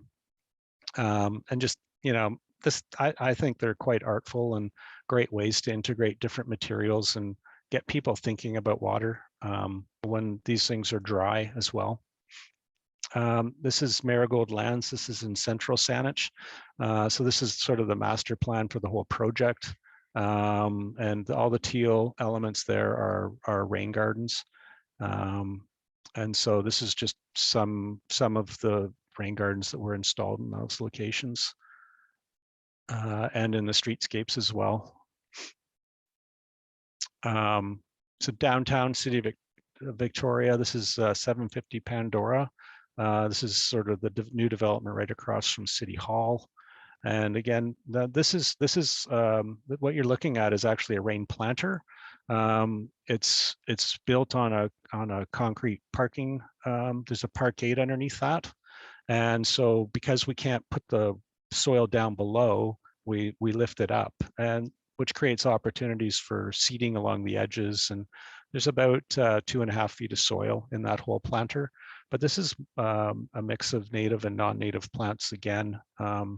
And we sometimes, like with native plants, we can't plant like a full-sized cedar tree, for example. Or so these are Chamaecyparis nootkitensis pendula, which is a cultivar of the yellow cedar, but they only grow to about 30 or 35 feet, which is something that's manageable in that kind of a landscape. And yeah, just, you know, trying to create some roughness and texture in an urban setting. This is the Islands Health, the Summit project. It's a dementia care building, and that's Carex subnepta in a shaded rain garden planting along that edge. So basically, this whole project manages all its stormwater on site. Fisherman's Wharf Park, we've heard about that. This is just a cross section showing, you know, this dash line was existing grade. So, you know, we had to dig down a fair bit to make this one happen, but just really interesting project. And, you know, great way. This was interesting too, because after it got built the next year, part of the rain garden, all the plants were dying and quite severely. So the city, I think what they did was they kind of traced where that water was, where it was coming from. And there's a fish shop down there, and they were cleaning out tanks with some kind of something to clean their tanks that would, you know, they needed to do. But what it was toxic. And so the city worked with them to come up with another product that they could use. And unfortunately, it's the old part of the city. That's where the water had to go to drain. But now that doesn't do that. But before this rain garden was built, and again, Deborah mentioned this about trying to see things, you wouldn't have seen this because this would have just gone into the chuck and you wouldn't have known it. So that chemical has been going in the chuck for probably 10 or 15 years. As soon as you put the rain garden in, it breaks that point and you can start to see things and make it more visible. So I totally agree with making water as visible as you can. This is in Victoria at the Selkirk development, and this one we were really constrained. We're always constrained with space, but this one was super constrained. And so what we did was we developed a series of cisterns. So the water comes out of a spigot-like outflow. And these 3 tanks are actually all interconnected with a pipe underground. So when the water starts to rise, it rises in all 3 of them. It equilibrates. But it also drives this little water spigot here. So the water elevation in the tanks right now is probably up here. So as that water comes up, it drives this water fountain, rainwater fountain. But from a functional point of view, it lags our rain event even more. So it gives us that storage capacity so that our rain garden that's just a little bit downstream from this has some capacity to infiltrate. And so it's just sort of, it's kind of like taking engineering and you know, expressing it on the surface and making it work, I think, in a much more beautiful way than burying a tank underground. So residential, this is a residential rain garden. This is actually my old partner's house, Paul DeGrief's house. So he's got some really nice rain gardens that he's used and integrated in residential areas. This is another one. This is a project in the uplands. Landscape on the right is a rain garden area. And this is another one over on Beach Drive. In Oak Bay with another rain garden in a residential area. Again, it's not that you can't do them. It's just you know, sometimes it's actually tricky with the municipal requirements of having overflows and connectivity, and you've got neighbors that you're thinking of. So there's a lot of things to think about, but I think often in residential projects, you actually, you know, hopefully have a little bit more space and room to actually make things work. And then, you know, we need to have fun with this stuff. Like there's so, this isn't one of our projects, but there's so much going on down in the States. And, you know, it's so funny. We have a really hard time getting architects to do fun stuff with downspouts. They just hate it. They always want it to come out down below grade, 2 feet below the surface. And they want us to build like rain gardens that are pits. And we're always fighting to get water expressed on the surface. And I swear it's a real challenge. But I love this kind of thing, and I think we need to see more of this. And it's just fun, whimsical art that you know, really makes you, you know, think about stuff. And we need to think about water a lot more and get it out of the pipes and into the landscape. And this is one of my final slides, but you know, this is where, well, and I've been doing this presentation for about 15 years. But I keep having to change the years, and we're starting to make progress, but we're still got a long way to go. And I'm really glad where we are, but we need to be making more progress. We need to be really implementing this in our streets a lot more, and in different building types and forms. Like I just think that there's no reason why every project shouldn't have an integrated rainwater management system. It's not hard. It just needs to be coordinated with everybody, so that so that one day we start to get to something where we've got enough of the landscape done, where we're getting down to less than 10% effective impervious area, where we're starting to have that real positive impact on watersheds. And so that these urban watersheds, the water, if we're daylighting creeks or we're saving space to daylight creeks now, like in the future we daylight them when we have clean water. That's kind of where we're coming from. And I think if we think like that and incorporate that into our planning and design now, we can get there. It won't be in my lifetime, but that's okay. I mean, it took 150 years for us to kind of screw it up. And, if it takes 50 to 100 years to get it back, it's a long wait, but man, it's really worth it. I love fish, and I hope my grandkids can live to see some of these streams do that. So that's the end for me. And thank you very much. Thanks everyone for sticking around. It's awesome. Thanks a lot. Wow. Thanks, Scott. That was a great kind of finishing presentation there. I think that really wrapped everything up extremely well and brought it all together with the positive kind of direction to take for the future. Thank you very much. That was excellent. And you even did manage to squeeze in a few residential designs in there, which I really appreciate. Let's go through some of these questions. It's 7:15. Maybe let's take a quick 5 to 10 minutes just to go through some of these, because they are really excellent questions. If my panelists are okay to stay on for a few more minutes, that would be really great and appreciated. I want to start with Brandon Williamson. He has a question for Brianne. Does the City of Victoria allow residents to capture rainwater in a rain garden from streets, or just exclusively from driveways and roofs? Is there a way to use boulevard green space for this? I've seen videos from Phoenix where the city now allows residents to cut their curbs and capture rainwater. Obviously a different precipitation regime and potential conflict with sidewalks, but an interesting concept nonetheless. Brianne. Nothing like starting me off with an easy one. I'll see if I can keep it a bit short, but it is a bit of a tricky question. And certainly Deborah gave a great example of a partnership where a private property was able to use right-of-way space. But because I've mentioned it a few times, Victoria is a very built city. We're quite an old city. A challenge with using any boulevard space is that not only are we competing with the surface space, which might already be earmarked for active transportation routes or sidewalk increases or widening, or urban forest space. Underground is, to put it mildly, often a plate of spaghetti. There's not only the city infrastructure, such as storm and water and sewer, we also have telecommunications and gas. And so anything on City Boulevard, unfortunately, is not available for use for private space.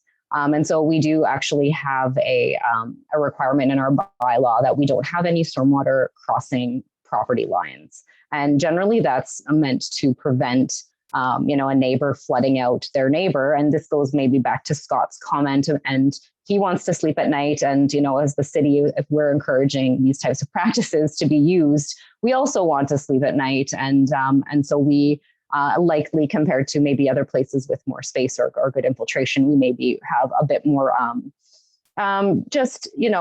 backup. We have overflows, we have under drains in some cases. And that's really there just for, protecting properties, for reducing liability. We don't want to have something happen where, we have a really negative experience, which means we are limited in what we're able to do moving forward. So we might be taking a bit of a cautious approach by kind of building in that the overflow, under drain, all of that coverage. But hopefully it means that we're able to increase and maybe allow for more types of systems moving forward as we see them being really successful. And I hope that answered your question. If not, feel free to send me a message as well. Is the City of Victoria interested in certain kind of pilot projects potentially around that, or is it kind of where maybe in some areas it might work, or? I mean, it's absolutely worth having a conversation. It's hard to say, you know, without details, but absolutely happy to have a conversation. Cool, great. What was another one? How do you identify where to put a rain garden? I think maybe we could direct this one at Deborah, and Scott, feel free to jump in on this as well. Yeah, I'd like to make just a general observation and then two favorites that I have been looking at a lot lately. General observation is water flows downhill. You want to find a place where you are below water and intercept that water with as much vegetation and sponge as you possibly can, keeping in mind that you also don't want to drown somebody downhill from where you're standing. So with that all in mind, two of my favorite situations, well, I've had many favorite situations like parking lot islands. Why don't we combine many parking lot islands into a large parking lot island that can be a better habitat, especially new builds of malls and commercial areas, and drain the entire parking lot into something that really, or a quarter of the parking lot into each of 4 islands. We have these tiny, tiny little islands that are useless, and the trees get stepped on and they don't do very well.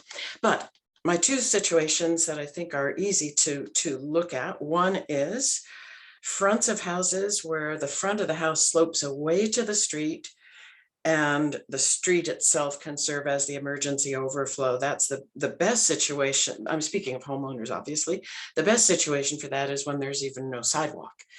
So that, and I showed a slide example of that in my slideshow of 2 houses that had disconnected their roof downspouts, and they're building a front of house rain garden, slopes away from those houses.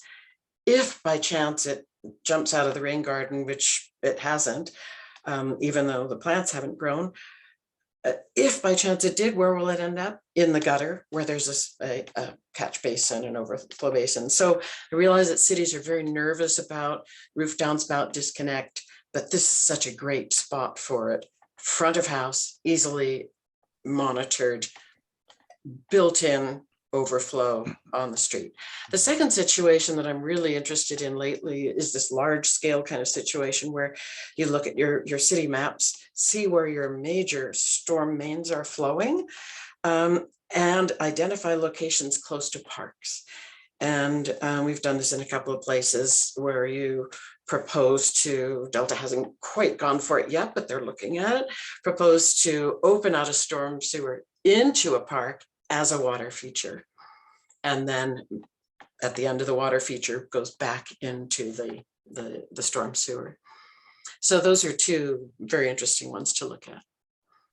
Yeah, I was But there's say, so many, they're countless yeah. situations. Every situation is unique. So, but always keep in mind, water flows downhill. You're not going to get it to flow uphill into a rain garden. It flows downhill. If you can intercept it, if you have the space for a lot of soil, a lot of plants, and if you can make sure that any overflow is not going to target other properties, you're good.